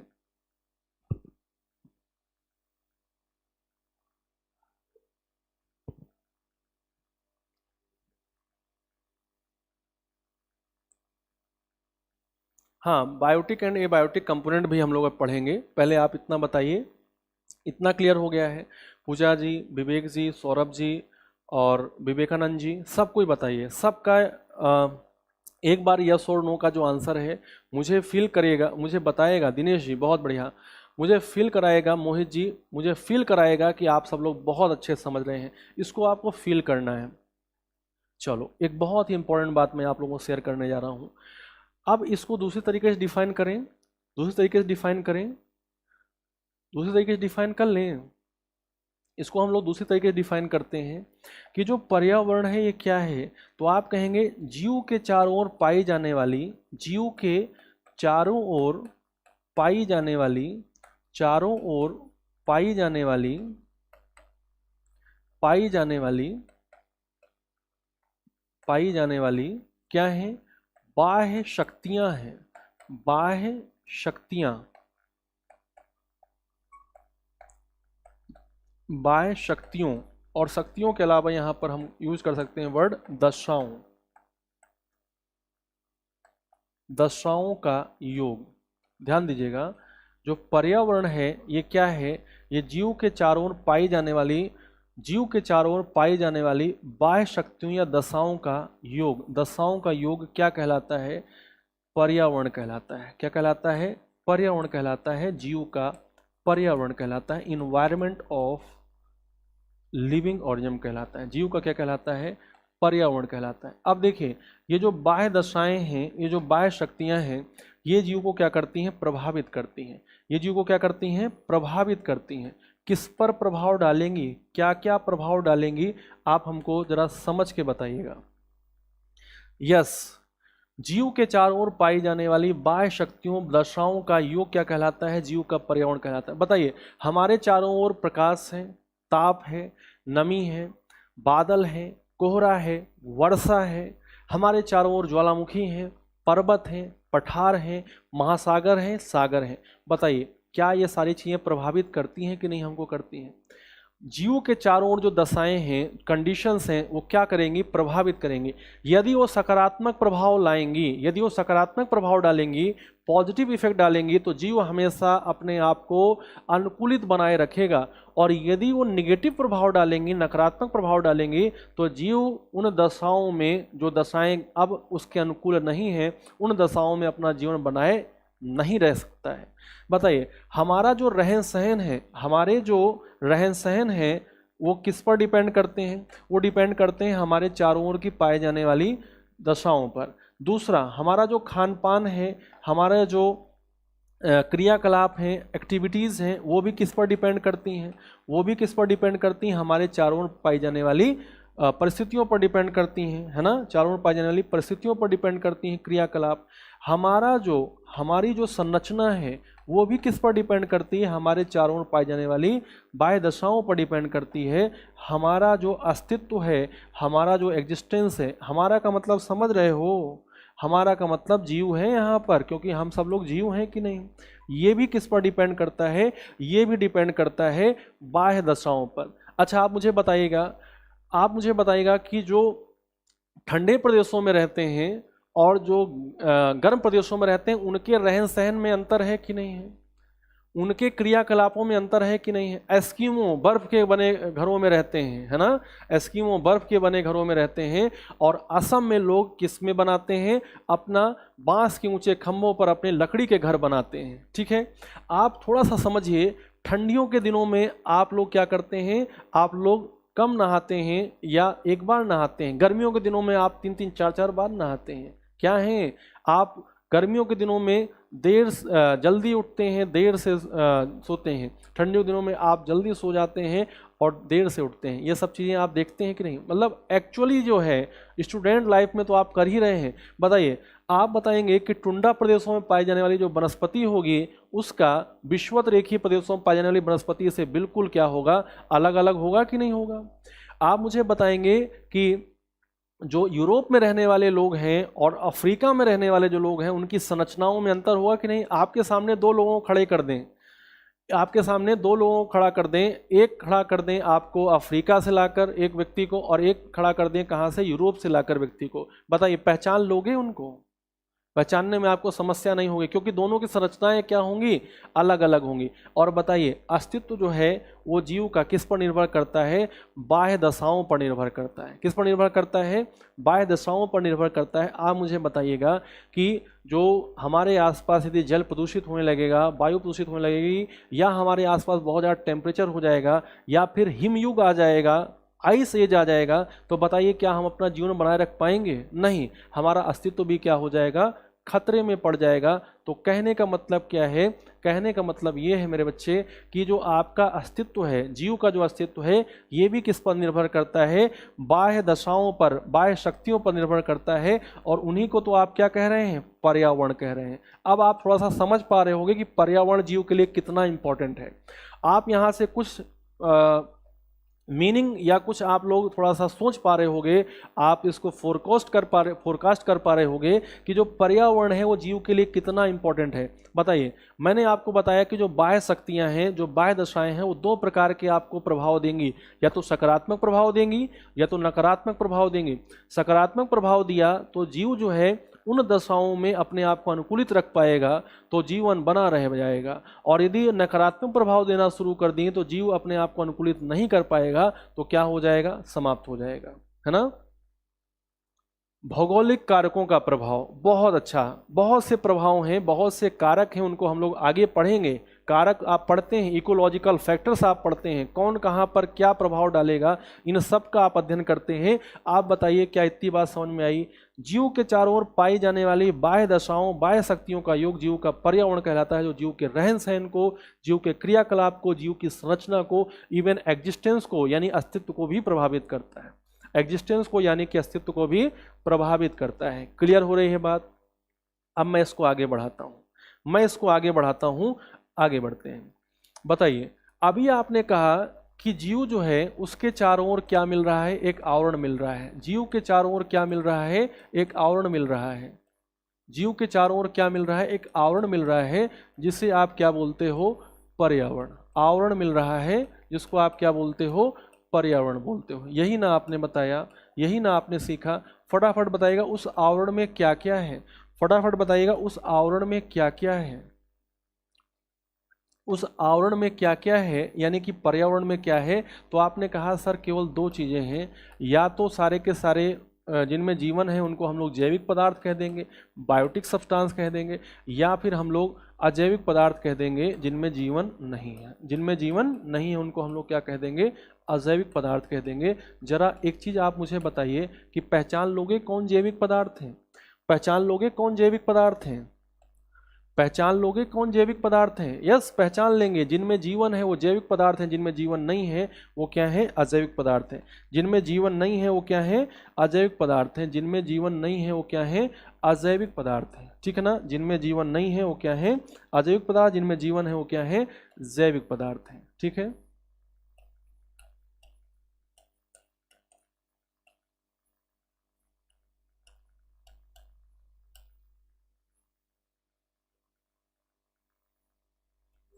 बताइए, यदि जैविक पदार्थों की बात करें तो कौन कौन आएगा इसमें? बड़ी बड़ी बातें बता दीजिए। इसमें आएंगे सर पेड़ पौधे। इसमें कौन आएंगे? पेड़ पौधे आएंगे। जंतु आएंगे। मैं एक बार बहुत फास्ट आपको बता रहा हूँ। पेड़ पौधे आएंगे, जंतु आएंगे, और कौन आएंगे? और आएंगे सूक्ष्म जीव। और कौन आएंगे? सूक्ष्म जीव। बताइए, यदि आपको केवल इनकी स्टडी करनी हो, यदि केवल आपको इनकी स्टडी करनी हो तो बताइए आप किस में करते हैं? यदि केवल आपको इनकी स्टडी करनी हो तो बताइएगा आप किस में करोगे? ध्यान से आंसर करना, कोई कठिन थोड़ी ना है। ध्यान से आंसर करना, कोई कठिन थोड़ी ना है। इनकी स्टडी करनी हो तो बताइएगा आप किस में करेंगे, फटाफट बताइएगा। इनकी study living and non living word यहाँ पर यदि कम यूज करेंगे तो अच्छी बात होगी। यहाँ पर हम लोग बायोटिक एंड अबायोटिक यूज करेंगे। बताइए, मैं आपसे पूछूं पेड़ पौधों को, प्लांट को पढ़ना हो, एनिमल को पढ़ना हो, सूक्ष्म जीव को पढ़ना हो, तो बताइएगा आप किस में पढ़ोगे। ब्रांच बताओ, सब्जेक्ट बताओ, कौन सा सब्जेक्ट। ये सब लोग जानते हो, ये सब लोग जानते हो। बताओ कौन से सब्जेक्ट में पढ़ोगे आप। जैविक पदार्थों को आप किस सब्जेक्ट में पढ़ोगे। बहुत अच्छा विवेकानंद, सौरभ पूछा, क्या बात है, आप सब लोग होशियार हो। किस में पढ़ोगे, बायोलॉजी में पढ़ोगे। किस में पढ़ोगे, बायोलॉजी में पढ़ोगे, यानी कि जीव विज्ञान में पढ़ोगे। इनकी स्टडी आप किस में करोगे, जीव विज्ञान में करोगे। आई होप कि इसमें कोई डाउट नहीं होगा, किसी को भी किसी प्रकार का कोई डाउट नहीं होगा कि यदि हमको पेड़ पौधों की, यदि हमको जंतुओं की, यदि हम लोगों को सूक्ष्म जीवों की स्टडी करनी है तो किस में करेंगे, बायोलॉजी में करेंगे। और यदि हम लोगों को, अच्छा अजैविक पदार्थ में बड़ी बड़ी चीज़ें बता देता हूँ। अजैविक पदार्थ में क्या क्या आ रहा है, तो आ रहा है लिथोस्फीयर। क्या आ रहा है, लिथोस्फीयर आ रहा है, यानी कि स्थल मंडल आ रहा है, स्थल मंडल आ रहा है। दूसरा क्या आ रहा है, दूसरा आ रहा है जल मंडल। दूसरा क्या आ रहा है, जल मंडल आ रहा है। दूसरा क्या आ रहा है, जल मंडल आ रहा है। और तीसरा क्या आ रहा है, तीसरा आ रहा है वायुमंडल। आप बताइएगा, इनकी स्टडी करनी हो, स्थल मंडल के अंदर महाद्वीप हैं, द्वीप हैं, प्रायद्वीप हैं, मरुस्थल हैं, ज्वालामुखी हैं, घाटियां हैं, ये सब पढ़ते हो। किस में पढ़ते हो। महासागर, सागर, नदियां, झील, तालाब, ये किस में पढ़ते हो, फटाफट बताइएगा। वायुमंडल की चीज़ें आप किस में पढ़ते हो, फटाफट बताइएगा। इनका स्टडी नहीं, अलग अलग अभी मत बताइए, बायोलॉजी ही काम चलिएगा। आपको तीनों की बात मैंने की है, अलग अलग मैंने नहीं पूछा है। पेड़ पौधे, जंतु और सूक्ष्मजीव, ये अलग अलग नहीं पूछा है। मैंने पूछा है केवल आप जीवित पदार्थों का अध्ययन करेंगे, यानी कि सजीवों का अध्ययन करेंगे तो किस में करेंगे, आप बायोलॉजी में करेंगे। इनका बताइए, अजैविक पदार्थ, इनका आप स्टडी किस में करेंगे, इनकी स्टडी आप किस में करते हैं, सब लोग बताइए। महाद्वीप, द्वीप, पर्वत, पठार, नदियां, मरुस्थल, ज्वालामुखी, ये सब आप किस में पढ़ते हैं। कोई ऐसा नहीं होगा जो इसका आंसर ना कर पाए। कोई इसका आंसर नहीं कर पाएगा क्या, तो बेटा ये तो आप सब पढ़ते हो किस में, ज्योग्राफी में। किस में पढ़ते हैं, ज्योग्राफी में पढ़ते हैं। कोई डाउट, कोई डाउट, भूगोल में पढ़ते हैं।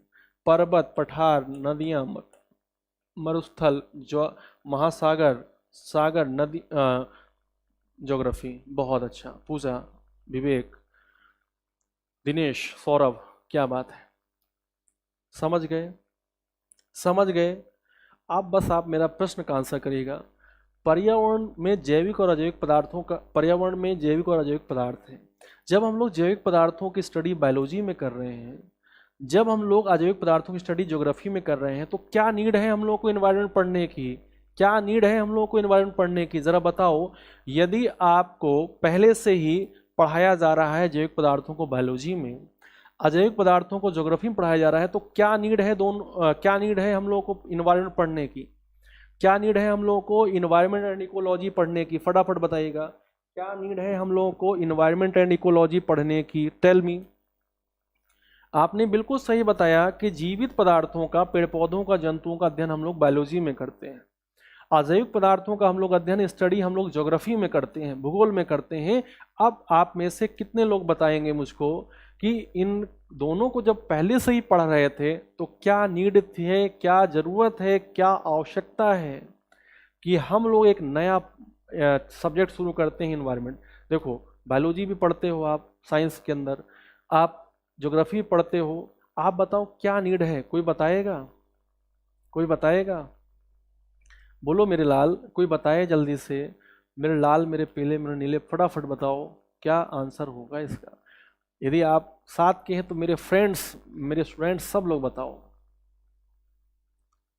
कुछ समझ में आई बात मैं क्या कह रहा हूं। मैं ये कह रहा हूं कि जब आप कंबाइंड स्टडी, ओके, एक आया यहां पर आंसर आया कंबाइंड स्टडी, कोऑर्डिनेट करके इन्वायरमेंट में। सौरभ राणा जी, क्या बात है, दोनों का इक्विलिब्रियम जरूरी है जीवन के लिए। विवेक जी, मजा आ गया आपके आंसर से, बहुत बढ़िया। और लोग बताइए, खुलकर आंसर करिए, क्योंकि आप केवल एक सब्जेक्ट के द्वारा ही जीवन को बचा सकते हैं। एक चीज ही पढ़कर, एक सब्जेक्ट पढ़ के, एनवायरनमेंट पढ़ के आप आने वाली पीढ़ी को बचा सकते हैं। यहाँ पर आपने बहुत अच्छा आंसर किया है, बहुत अच्छा। यहाँ पर देखिएगा, कि जैविक पदार्थों का अलग से अध्ययन हो रहा था बायोलॉजी में, अजैविक पदार्थों का अलग से अध्ययन हो रहा था ज्योग्राफी में, लेकिन कोई ऐसा सब्जेक्ट नहीं था जो इन दोनों के इंटरेक्शन का अध्ययन कर सके। क्यों? क्योंकि जैविक पदार्थ अजैविक पदार्थों को प्रभावित करते हैं, अजैविक पदार्थ जैविक पदार्थों को प्रभावित करते हैं, यानी कि पर्यावरण में दोनों चीजें एक दूसरे को प्रभावित कर रही हैं।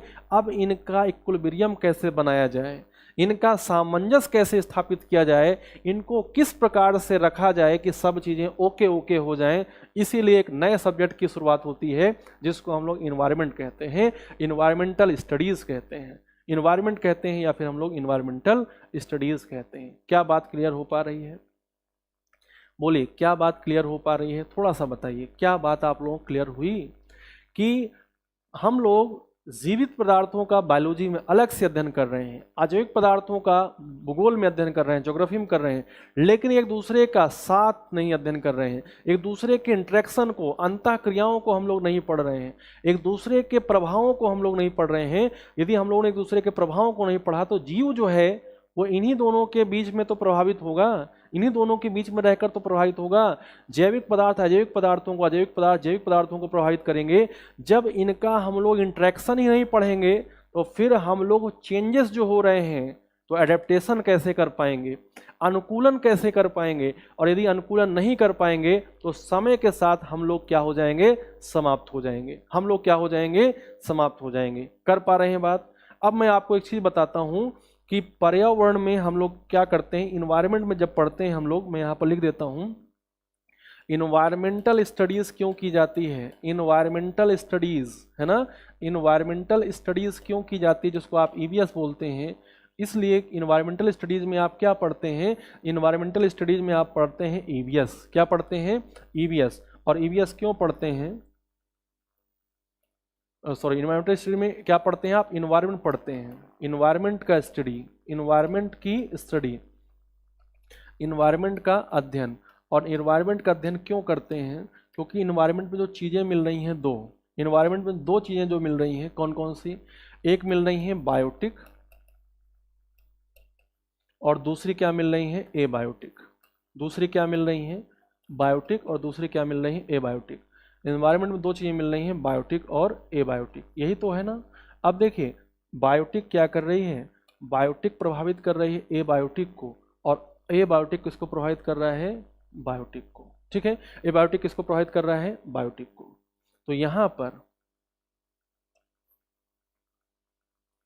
जैविक एवं अजैविक पदार्थों का, जैविक एवं अजैविक पदार्थों का, जैविक एवं अजैविक पदार्थों का, पदार्थों की अंतः क्रियाओं, अंतः क्रियाएं समझते हैं, आपस में जो क्रियाएं हो रही हैं, अंतः क्रियाओं का अध्ययन, अंतः क्रियाओं का अध्ययन, अंतः क्रियाओं का अध्ययन। जो आपने बोला इक्विलिब्रियम, सामंजस्य बनाने के लिए, वो जब आप जैविक और अजैविक पदार्थों का अंतः क्रियाओं का अध्ययन करेंगे, जब बायोटिक और अबायोटिक सब्सटेंसेस का आपस में जो क्रियाएं हो रही हैं, इंटरेक्शन जो हो रहा है, उनकी जब आप स्टडी करेंगे तो जो चेंजेस होने वाले हैं, जो चेंजेस होने वाले हैं, उन पर आप क्या कर पाएंगे, कमांड कर पाएंगे, उन पर आप क्या कर पाएंगे, कमांड कर पाएंगे। तो होने वाले परिवर्तनों का, होने वाले परिवर्तनों का, होने वाले परिवर्तनों का अध्ययन करेंगे, होने वाले परिवर्तनों एवं एवं उनका, एवं उनका जीवों पर प्रभाव, उनका जीवों पर प्रभाव का अध्ययन करेंगे, उन पर जीवों, उन पर उनका जीवों पर प्रभाव का अध्ययन करेंगे, प्रभावों का अध्ययन करेंगे। ठीक है, और जब आप अध्ययन करेंगे तभी तो आप क्या कर पाएंगे, अपने पृथ्वी पर जीवन को बचा पाएंगे, है ना, अपनी पृथ्वी पर क्या कर पाएंगे, जीवन को बचा पाएंगे।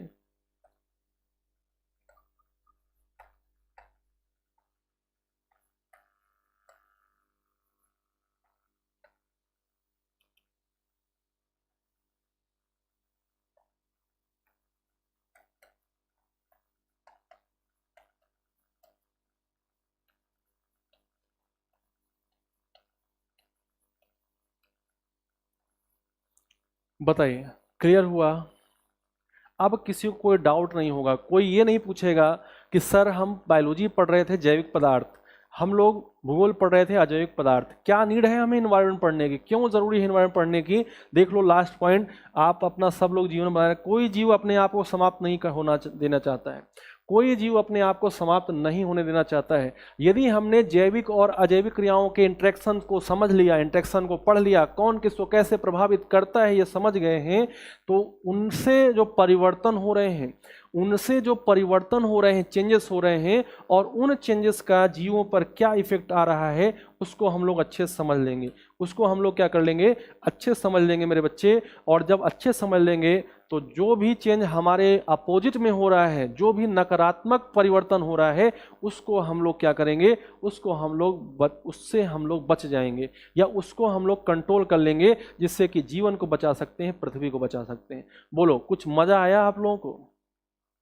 कुछ मजा आया कि इन्वायरमेंटल स्टडी क्यों हम लोग पढ़ रहे हैं? कुछ अंदर से फील आ रहा है?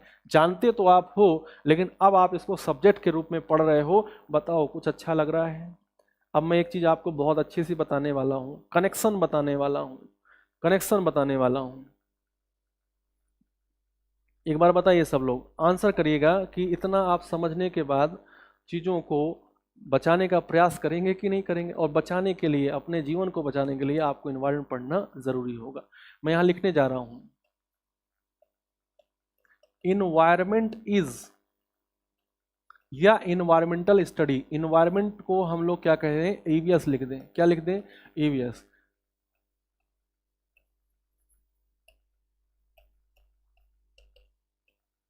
Connecting link between biology and geography. देख लो बहुत ही शानदार स्टेटमेंट मैंने लिख दिया है, connecting link between biology and geography. बोलिए, इन्वायरमेंट यानी कि environmental studies is a connecting link, संयोजक कड़ी है बायोलॉजी एंड ज्योग्राफी के बीच में। यानी कि आप कहोगे जीव विज्ञान और भूगोल के ज्ञान के साथ साथ हम लोग क्या कर पाएंगे, दोनों के ज्ञान को मिश्रित करते हुए हम लोग इन्वायरमेंट पढ़ पाएंगे। दोनों के ज्ञान को आप कनेक्ट करते हुए साथ में आप क्या पढ़ पाएंगे, आप इन्वायरमेंट पढ़ पाएंगे। बोलो क्लियर है?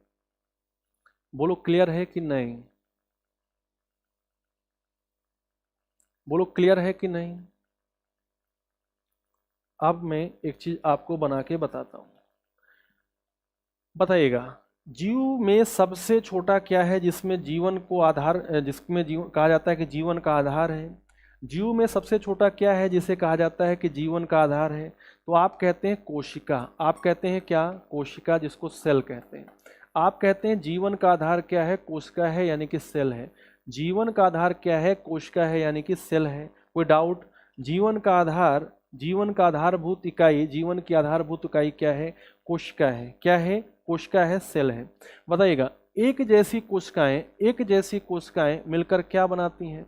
एक जैसी कोशिकाएं मिलकर, एक जैसी कोशिकाएं मिलकर जो एक जैसा कार्य करती हूं, एक जैसी संरचना रखती हूं, एक जैसा उनकी उत्पत्ति हुई हो, वो मिलकर क्या बनाती हैं? सब लोग जानते हैं, ऊतक बनाती हैं। क्या बनाती हैं? ऊतक बनाती हैं, यानी कि टिश्यूज बनाती हैं। क्या बनाती हैं? टिश्यूज बनाती हैं, टिश्यूज। ठीक है, टिश्यूज बनाती हैं, ऊतक बनाती हैं। यस सौरभ जी, डी के जी, बहुत बढ़िया। इसके बाद देखिएगा, एक जैसे ऊतक, एक जैसे ऊतक ये आपस में मिलकर जब एक जैसा कार्य करते हैं, एक जैसे ऊतक जब आपस में मिलकर एक जैसा कार्य करते हैं, तो उनके समूह को हम लोग क्या कहते हैं? अंग कहते हैं। क्या कहते हैं? अंग कहते हैं, अंग। ठीक है, अंग यानी कि ऑर्गन, अंग यानी कि ऑर्गन्स का निर्माण करते हैं। किसका निर्माण करते हैं? ऑर्गन्स का निर्माण करते हैं। ठीक है, ऑर्गन्स का निर्माण करते हैं। सबको पता है, सबको पता है। ठीक है, इसको मैं लिख देता हूं, जीवन की आधारभूत इकाई, जीवन की आधारभूत इकाई।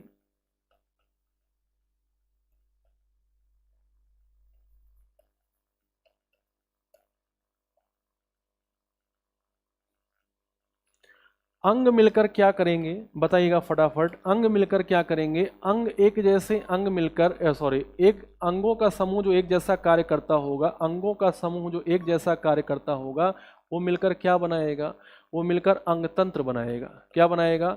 अंगतंत्र बनाएगा। अंगतंत्र बोले तो ऑर्गन सिस्टम।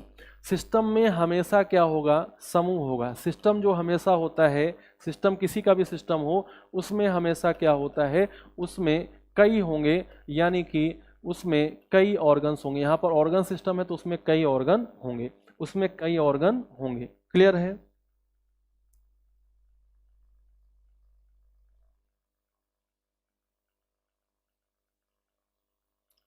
आप लोग आंसर करते जाइए, ठीक है। और अंग तंत्र जो होंगे वो किस में मिलेंगे आपको, अंग तंत्र जो होंगे वो किस में मिलेंगे आपको, अंग तंत्र से बनेगा जीव का शरीर। क्या बनेगा, जीव का शरीर बनेगा।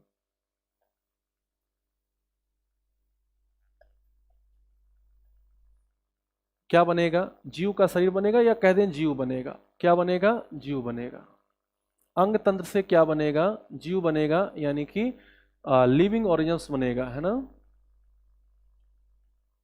लिविंग बींग्स बनेंगे।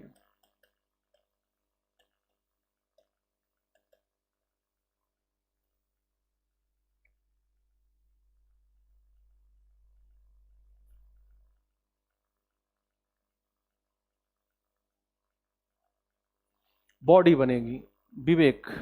ठीक है, वेरी गुड, वेरी गुड। चलिए अब आप मुझको बताइएगा कि जीव की पहचान किससे होती है। कोई मुझे बताए कि जीव की पहचान किससे होती है, तो आप कहोगे सर जीव की पहचान होती है उसकी जाति से।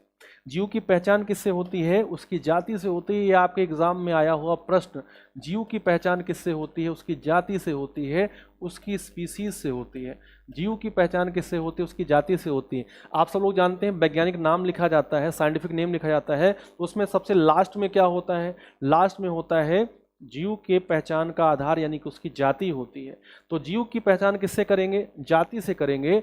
और एक ही जाति के जीवों की संख्या, सुनते जाइएगा, आपके पीसीएस एग्जाम में आया हुआ, पीसीएस कहें, आरओ यारो कहें, वीओ कहें, सिविल का एग्जाम कहें, सब में इतने ही इंपॉर्टेंट चीज़ें समझी जाती हैं, तब जाके एग्जाम में आपके जो क्वेश्चंस होते हैं। जो आजकल का जो ट्रेंड चला है, पहले तो क्या होता था, पहले तो फैक्ट वाली चीज़ें बहुत आती थी, लेकिन जब से आपके यूपीपीएससी में आपके यूपीएससी वाला जो है पूरा का पूरा सिलेबस रखने लगा है, मतलब उसी तरीके के प्रश्न पूछने लगा है, थोड़ा सा पैटर्न तैयारी का भी चेंज करना पड़ेगा। थोड़ा सा पैटर्न जो है कॉम्बिनेशन लेना पड़ेगा हमको, किसका, हमको कॉम्बिनेशन लेना पड़ेगा फैक्ट्स का, और हम लोगों को कॉम्बिनेशन लेना पड़ेगा थ्योरी का। दोनों को मिक्स करना पड़ेगा, तब जाके हमारे ऑप्शंस जो हैं वो क्लियर होंगे। ठीक है, बताइएगा। एक ही जाति के, जैसे कि हम लोग होमोसेपियंस हैं, हम लोग क्या हैं, होमोसेपियंस हैं, होमोसेपियंस। तो सेपियंस जो है हम लोग की जाति है ना, और होमो हम लोग का क्या है, वंश है। तो ऐसे ही हर एक जीव के लिए साइंटिफिक नेम में दो वर्ड्स होते हैं, दो शब्द होते हैं। एक पीछे वाला, मतलब जो लास्ट में होता है उसकी जाति, और उससे पहले जो होता है उसका वंश होता है, यही ना होता है।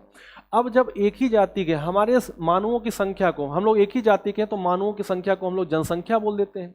यदि हम लोग गायों की संख्या, दुधारू पशुओं की संख्या, इन सब के जोड़ेंगे तो वो अलग बन जाएगा। तो यहाँ पर आप देखिएगा, एक ही जाति के जीवों की संख्या क्या कहलाती है, टेल मी, एक ही जाति के जीवों की संख्या क्या कहलाती है, तो आप जनसंख्या बोलते हैं, क्या बोलते हैं, पॉपुलेशन। ये जो अब मैं लिख रहा हूँ ना, ये आपके एग्जाम में पूछा गया है, आपके एग्जाम में पूछा गया है। एक ही जाति के जीवों की संख्या क्या कहलाती है, जनसंख्या कहलाती है। एक ही जाति के जीवों की संख्या क्या कहलाती है, जनसंख्या कहलाती है।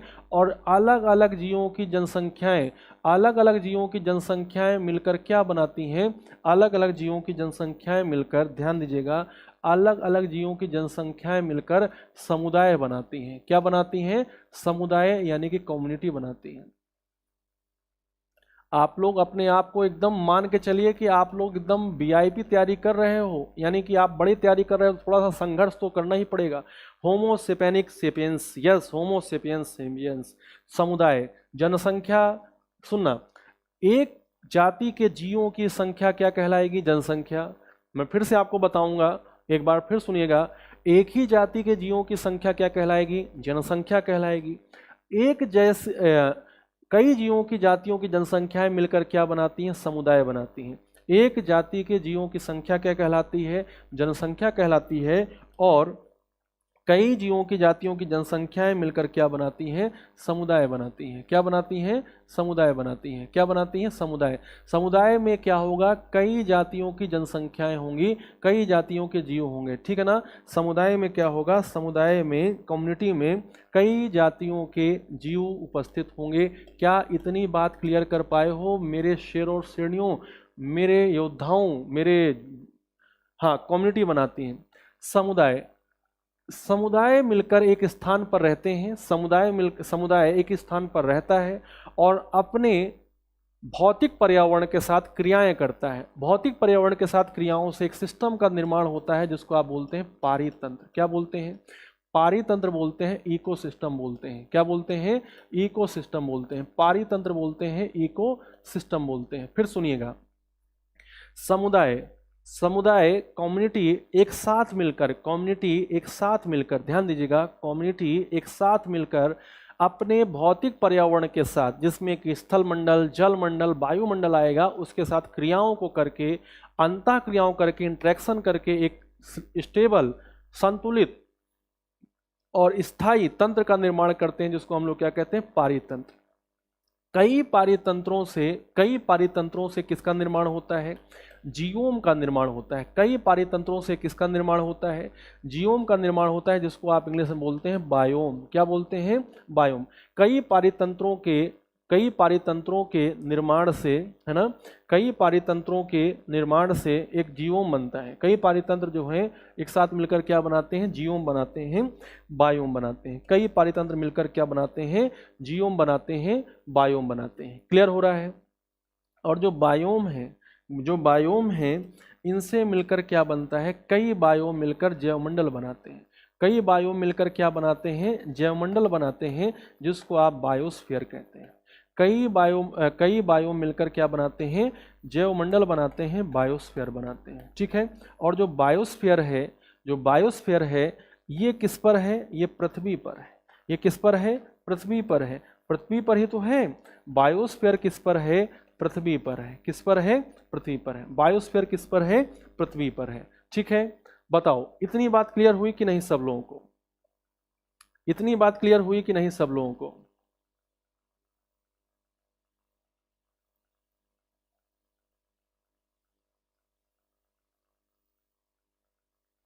बायोस्फीयर जो है, बायोस्फीयर वो कहाँ पर है? बायोस्फीयर पृथ्वी पर ही तो है। उभयनिष्ठ भाग, स्थल मंडल, जल मंडल, वायुमंडल, इन सब का उभयनिष्ठ भाग क्या कहलाता है? पृथ्वी कहलाता है। क्या सॉरी, जैवमंडल कहलाता है, बायोस्फीयर कहलाता है। क्या कहलाता है? बायोस्फीयर, है ना।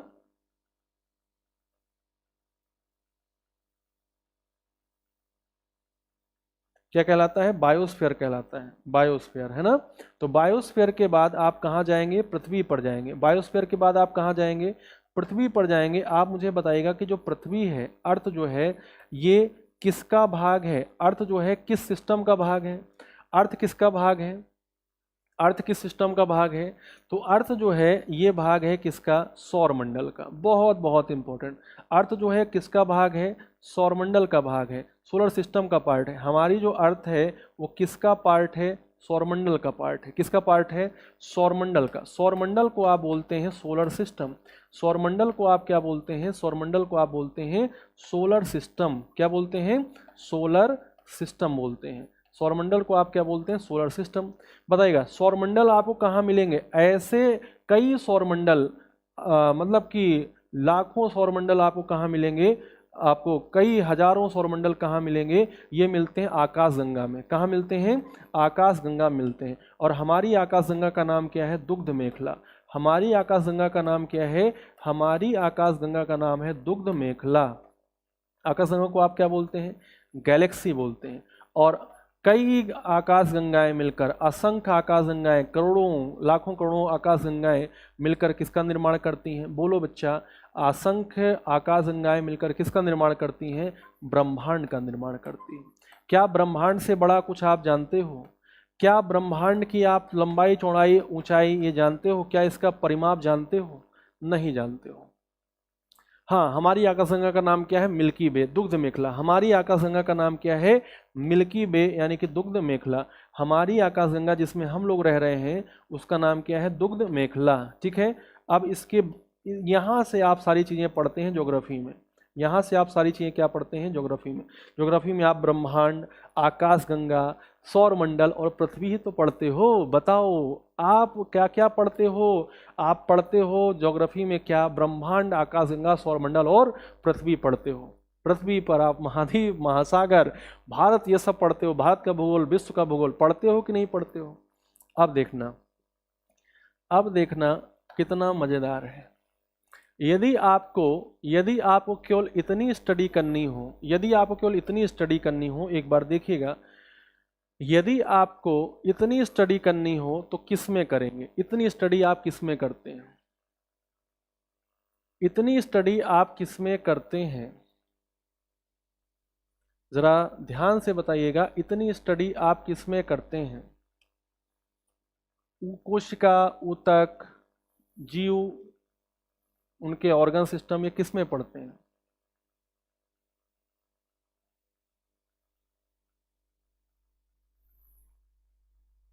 बताइए किस में पढ़ते हैं। अब आपका पार्ट आया, किस में पढ़ते हो। जीव के बारे में किस में पढ़ते हो।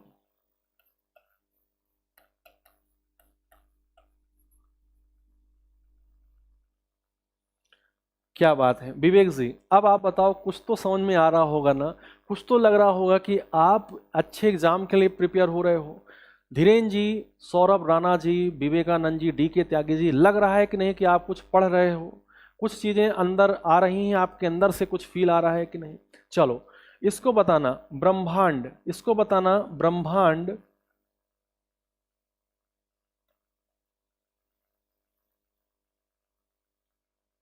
ब्रह्मांड, आकाश गंगाएं, सौरमंडल, पृथ्वी, इन सबको आप किस में पढ़ते हो।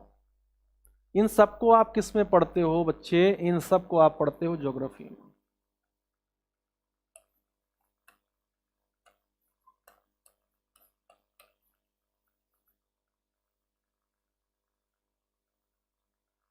अब बताओ कुछ बचा।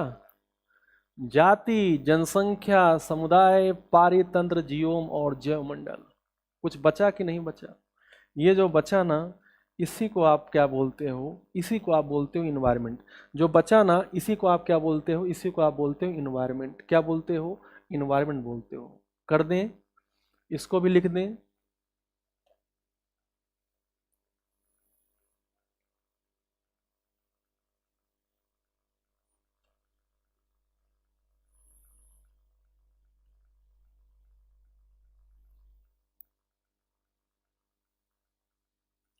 इसी को आप बोलते हैं इन्वायरमेंट। इन्वायरमेंट में आपको ये सब चीज़ें पढ़नी होगी। और आपके एग्जाम में जो क्वेश्चन आया था उसको मैंने यहाँ पर लिख दिया है। क्या लिखा है, जाति से क्या बनेगा जनसंख्या, जनसंख्या से क्या बनेगा समुदाय, समुदाय से क्या बनेगा पारित, समुदाय से क्या बनेगा पारितन।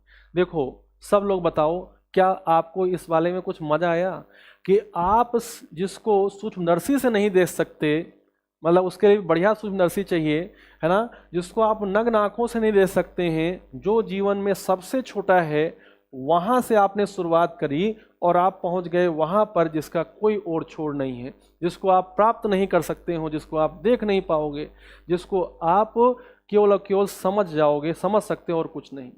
तो आप मुझे बताओ कि इन्वायरमेंट ने किसको लिंक किया। इन्वायरमेंट ने लिंक किया बायोलॉजी को और ज्योग्राफी को। किससे लिंक किया, इन्वायरमेंट ने बायोलॉजी और ज्योग्राफी को लिंक किया।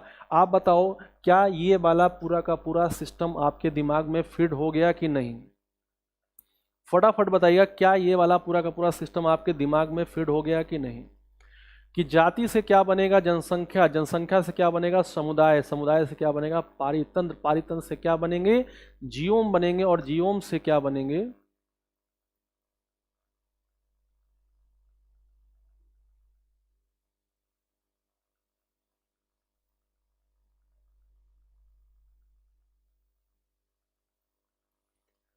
जीओम से क्या बनेंगे, जीओम से बनेंगे। सब लोग बताइए एक बार, सब लोग यस और नो में आंसर कर दिए ताकि हम लोग चल सकें आगे। आपको लग रहा है ना कि आपने सीखा कुछ।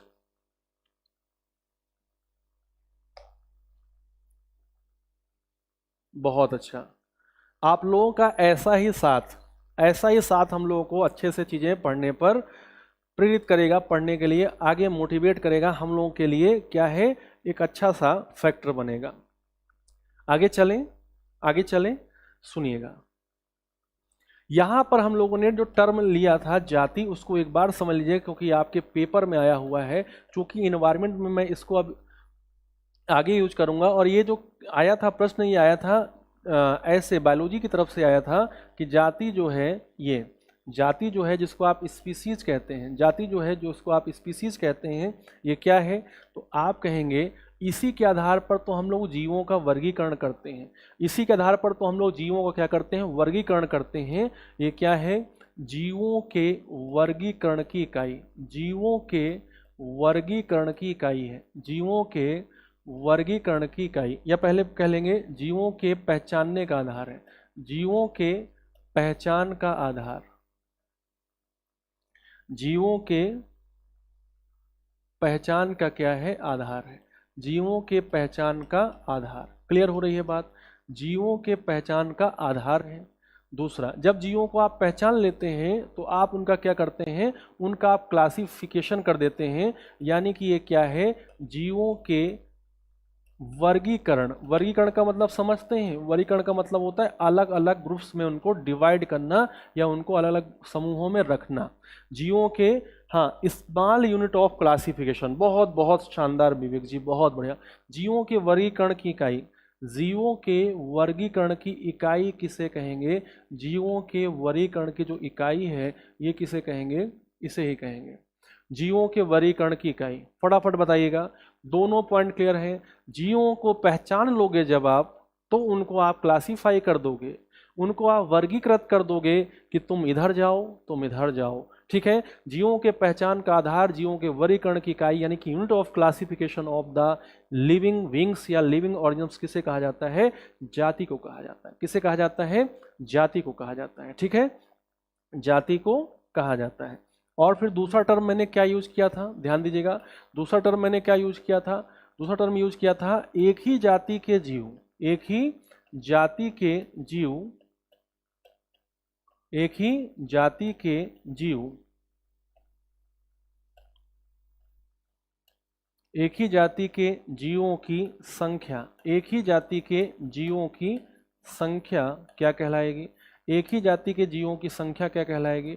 एक ही जाति के जीवों की जो संख्या है ये कहलाएगी, एक ही जाति के जीवों की संख्या, इसको आप जनसंख्या कहेंगे। हमेशा ध्यान रखिएगा, एक ही जाति के जीवों की संख्या क्या कहलाएगी? जनसंख्या, यानी कि पॉपुलेशन कहलाएगी। क्या कहलाएगी? पॉपुलेशन कहलाएगी। क्लियर है? और देखिएगा, कई जाति के जीव, कई जाति के, बहुत अच्छा, वेरी गुड, कई जाति के जीवों की जनसंख्या है ना, किसका निर्माण करेगी? समुदाय का। आप बोलते हैं ना समुदाय में कई जीवों की जातियां मिलेंगी, समुदाय यानी कि कम्युनिटी, समुदाय यानी कि कम्युनिटी। क्लियर हो रही है?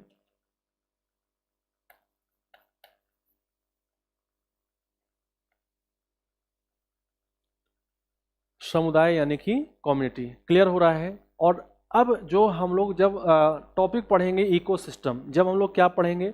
हम लोग का टॉपिक होगा इकोसिस्टम, उसको हम लोग पढ़ेंगे। ठीक है? उसको हम लोग पढ़ेंगे, तब थोड़ा सा इन पर फिर से हम लोग बात करेंगे। ठीक है? आप लोगों को क्या क्या पढ़ना है?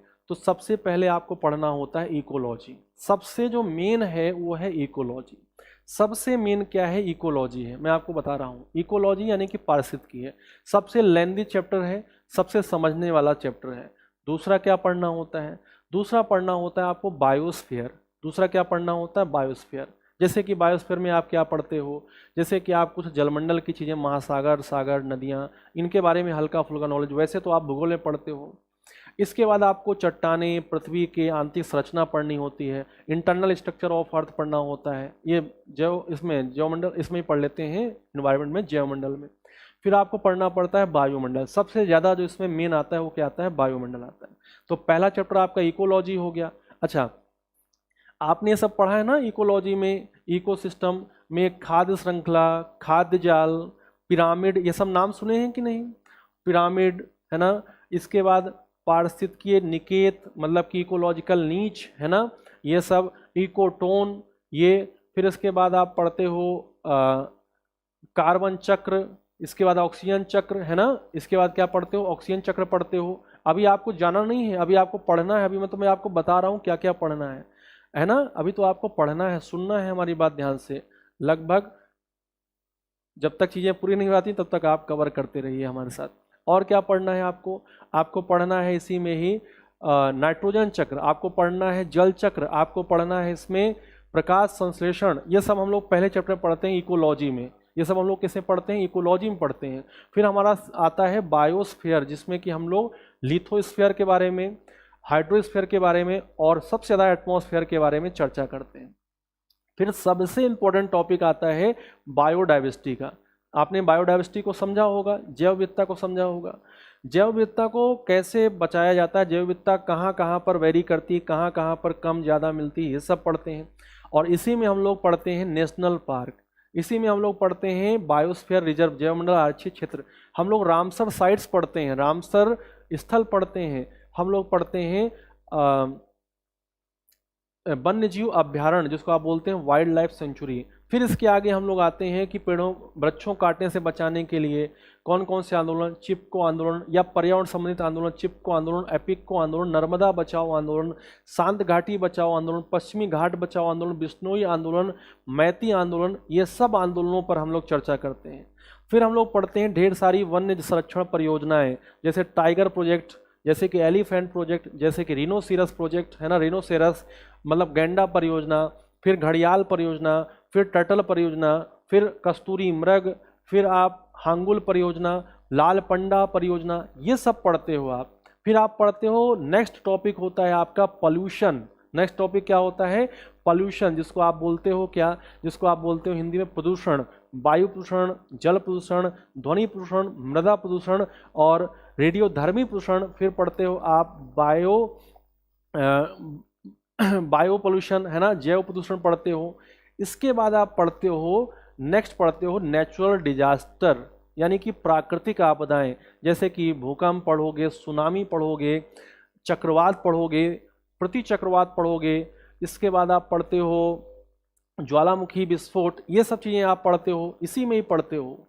और फिर आपका लास्ट में पढ़ना होता है जलवायु परिवर्तन, यानी कि क्लाइमेट चेंज। आपको पढ़ना होता है ओजोन लेयर डिप्लीशन, यानी कि ओजोन छिद्र, है ना, ओजोन होल पढ़ना होता है। ये सब मेन टॉपिक है। इसके बाद विविध में आप क्या पढ़ते हो कि कौन सा दिवस किससे संबंधित है। आजकल सबसे ज़्यादा दिवस पूछे जाते हैं, आप देखेंगे आपके बड़े से बड़े एग्जाम में आपके दिवस पूछे जाते हैं। इसके बाद कौन व्यक्ति किससे संबंधित है, जैसे किसको आप ट्री मैन कहेंगे, वृक्ष मानव कहेंगे, ठीक है, किसको आप जल पुरुष कहते हैं, वाटर मैन कहते हैं, किसको आप बाघ पुरुष कहते हैं मतलब टाइगर मैन कहते हैं, किसको आप वर्ड मैन चिड़िया पक्षी मानव कहते हैं। ये सब नाम आपको ध्यान रखने होंगे, है ना।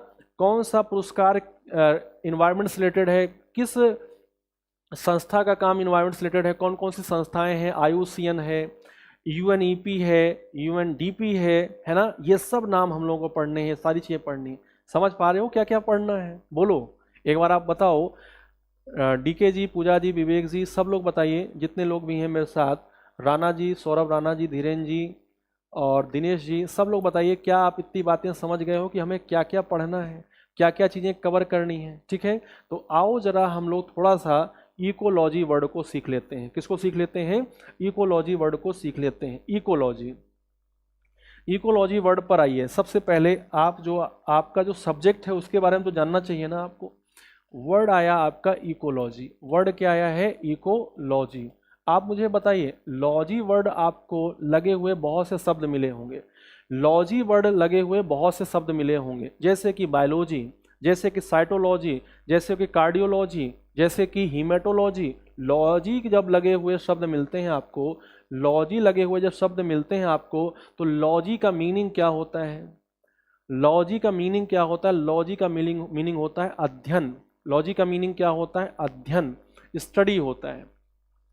तो हमने इकोलॉजी से पूछा कि इकोलॉजी आप कहाँ से आए हो। इकोलॉजी की हिंदी क्या है, इकोलॉजी की हिंदी है पारिस्थितिकी। क्या है, पारिस्थितिकी, मैंने आपको पहले बताया था, थोड़ा सा और देख लीजिएगा। इकोलॉजी की हिंदी क्या है? पारिस्थितिकी। क्या है? पारिस्थितिकी। ध्यान रखिएगा, क्या है? पारिस्थितिकी। इकोलॉजी की हिंदी क्या है? पारिस्थितिकी, है ना? पारिस्थितिकी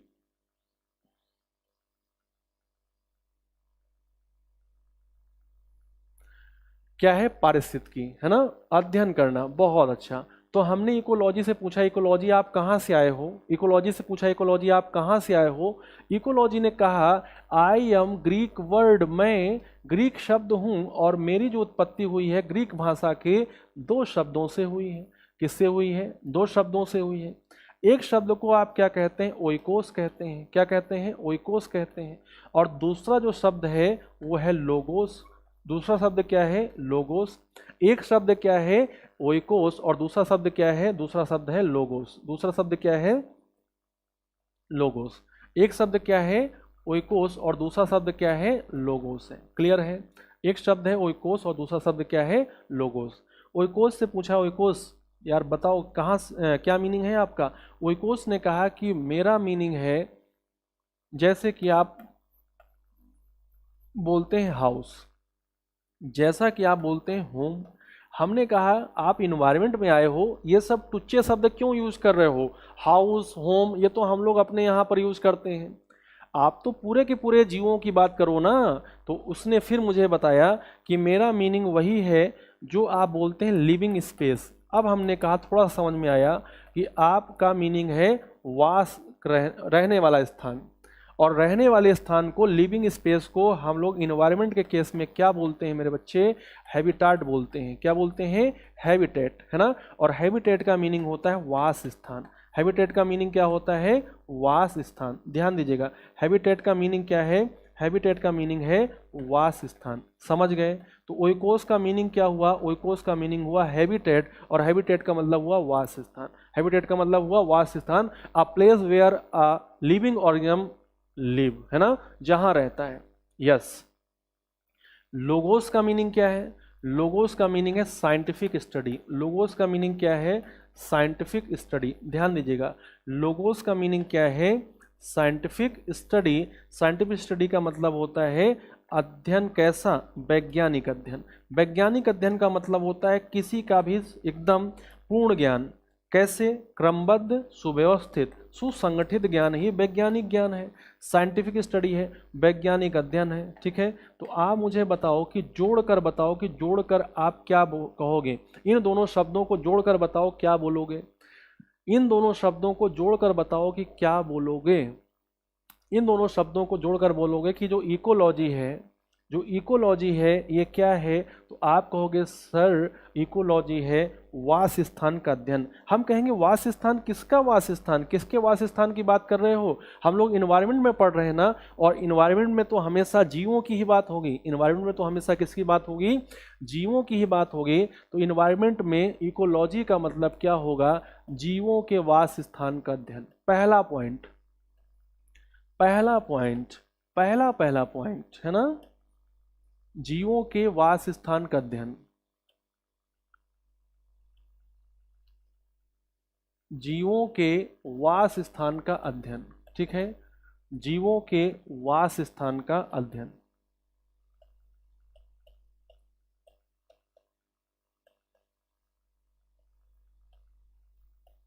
जीवों के वास स्थान का क्या है? ये अध्ययन है। बोलो पहला पॉइंट क्लियर हो गया कि नहीं?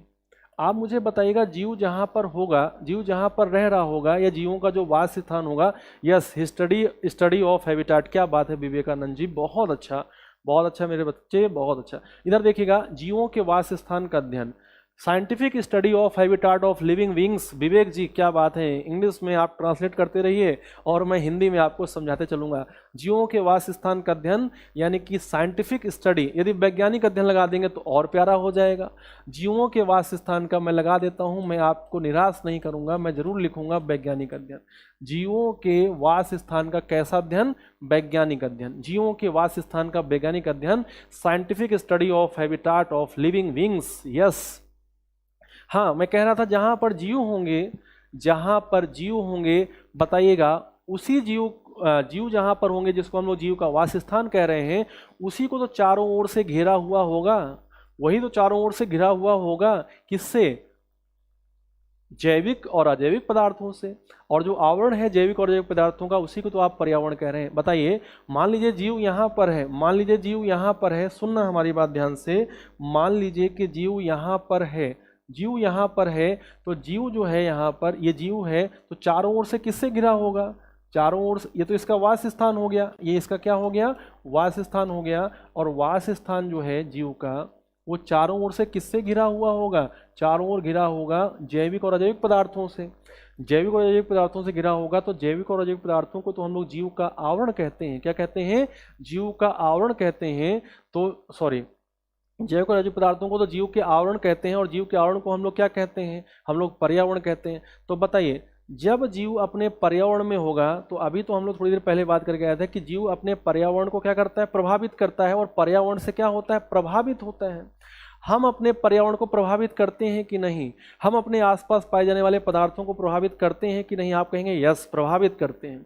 हम जीवों को हम पर्यावरण को प्रभावित करते हैं, तो पर्यावरण भी तो हमको प्रभावित करेगा। Every action has an equal and opposite action. अच्छा प्रभाव करोगे, पर्यावरण अच्छा बना रहेगा। खराब प्रभाव करोगे, पर्यावरण आपको निगेटिव इफेक्ट देगा।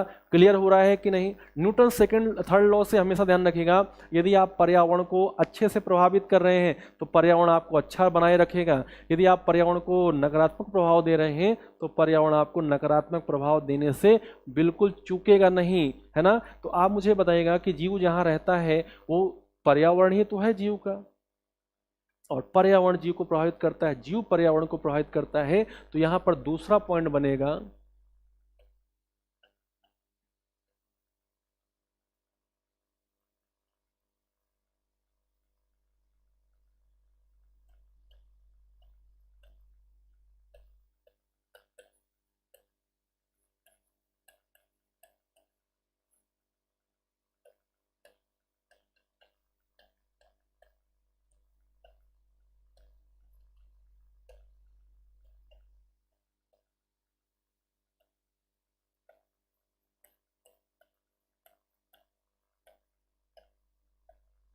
देखिए क्या समझ में आया? जीवों पर पड़ने वाले पर्यावरण के प्रभावों का अध्ययन क्या कहलाता है? अब इसको भी समझ लो।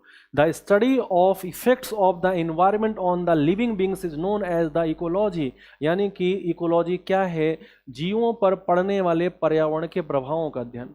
जीवों पर पड़ने वाले पर्यावरण के प्रभावों का अध्ययन क्या कहलाता है? इकोलॉजी कहलाता है। बताइए, आप जो आपसे बहुत दूर है या जिससे आपको कोई मतलब नहीं है, क्या आप उससे प्रभावित होते हैं? जो आपसे रिलेट नहीं है, जो आपसे संबंधित नहीं है, क्या आप उससे प्रभावित होते हैं? आप यदि एसएसजी गुरुकुल ना आए होते तो क्या आप हमसे मिले होते? यदि आप हमसे नहीं मिले होते तो क्या हमसे पढ़ पाते? क्या आप हमारे पढ़ाने के तरीकों से प्रभावित हो पाते? क्या हमारा पढ़ाना आपको समझ मतलब पता चल पाता? बिल्कुल नहीं पता चल पाता। हम लोगों को कब पता चला है, हम लोग कब प्रभावित हो रहे हैं? जब हम एक दूसरे से क्या हैं? संबंधित हैं। जब हम लोग दूसरे से क्या हैं? रिलेट हैं। तो हमारा संबंध कैसा है, इसी चीज़ की स्टडी करेंगे। इसी चीज़ की स्टडी करेंगे आप किस में? इसी चीज़ की स्टडी करेंगे इकोलॉजी में। यानी कि study of relationship between the environment and the living beings. यानी कि जीवों और पर्यावरण के संबंधों का अध्ययन क्या कहलाएगा? ये कहलाएगा आपका इकोलॉजी। तो तीसरा पॉइंट और कैसे तरीके से बताया जा सकता है? और बताया जा सकता है ऐसे, जीवों जीवों एवं एवं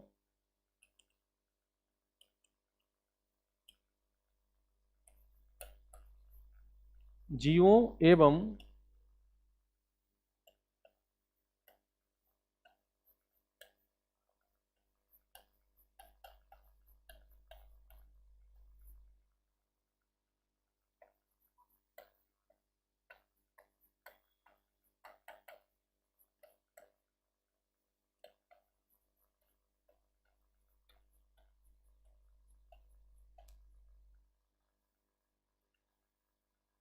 आप लोग बताइए, तीनों पॉइंट आपको क्लियर हुए?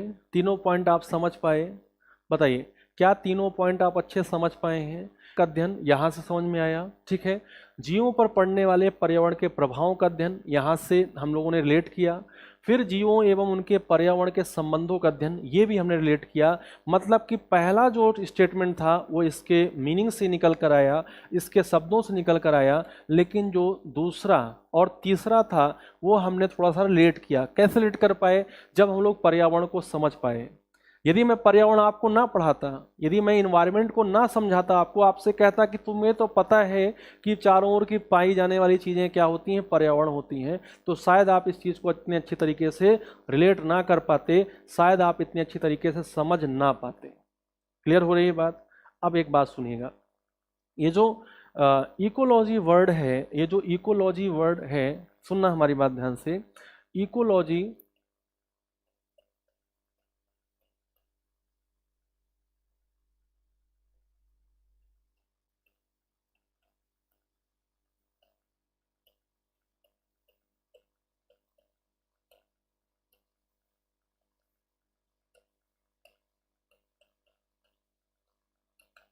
या इकोलॉजी ना करिए, यहाँ पर पारिस्थितिकी करिए।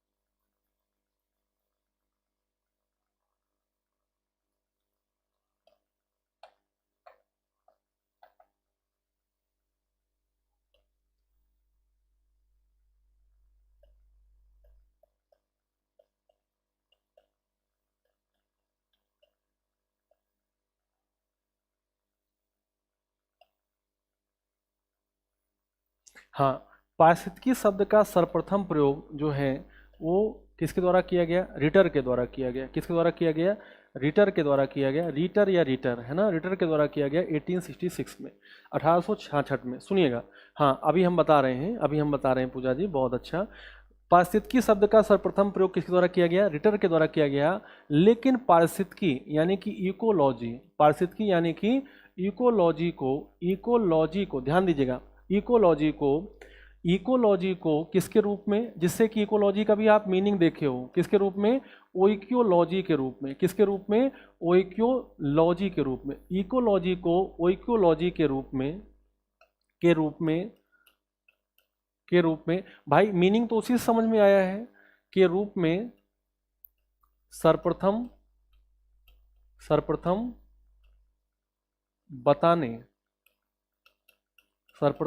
बताने एवं इकोलॉजी को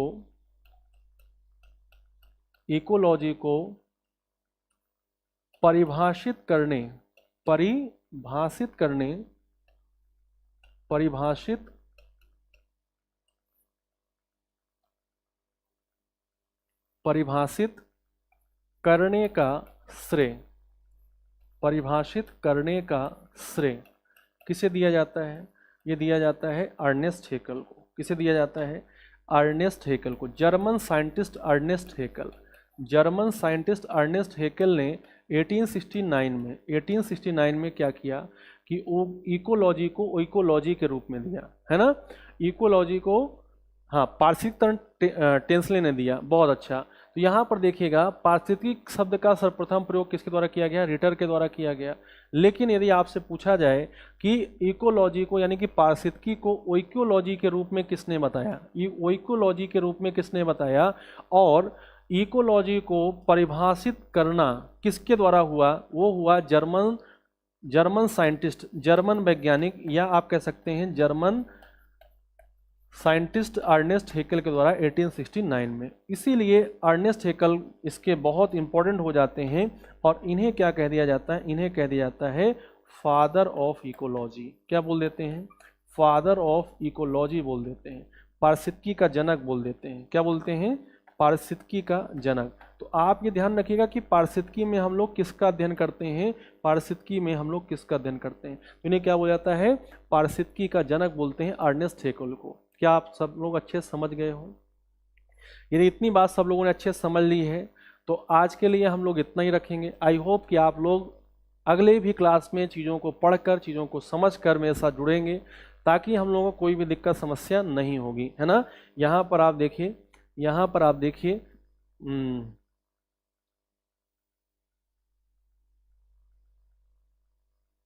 ये देखिए, समझ गए हैं सब। ये ओइक्योलॉजी से आया है। ये किससे आया है, ओइकोस और लोगोस किससे आया है, ओइक्योलॉजी से आया है। इसको देने वाले कौन थे, अर्नेस्ट हेकल।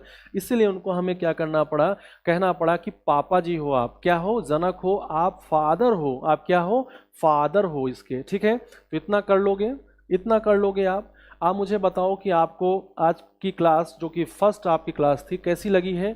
आपने क्लास में चीज़ों को सीखा, क्लास में चीज़ों को कैरी किया, बताइए, फटाफट आंसर करिएगा। आप लोगों के अब जो आंसर हैं वो मेरे लिए क्या होंगे, इंपॉर्टेंट होंगे, फटाफट बताइएगा।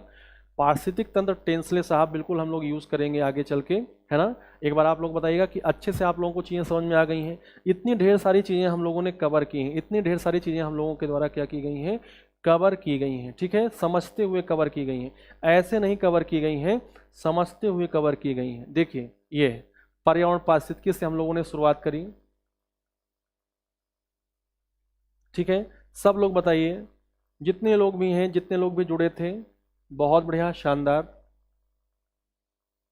अब हम लोग देखिए धीरे धीरे जब आगे बढ़ेंगे ना तब आपको और मजा आएगा। क्यों, क्योंकि आपके जीवन से जुड़ा हुआ है, आपके जीवन से जुड़ा हुआ है और आप इसको फील करोगे, है ना, फील करोगे अंदर तक। आपको ये आएंगे, शब्द आएंगे कि हाँ यार, ये इन्वायरमेंट पढ़ना बहुत ज़रूरी है।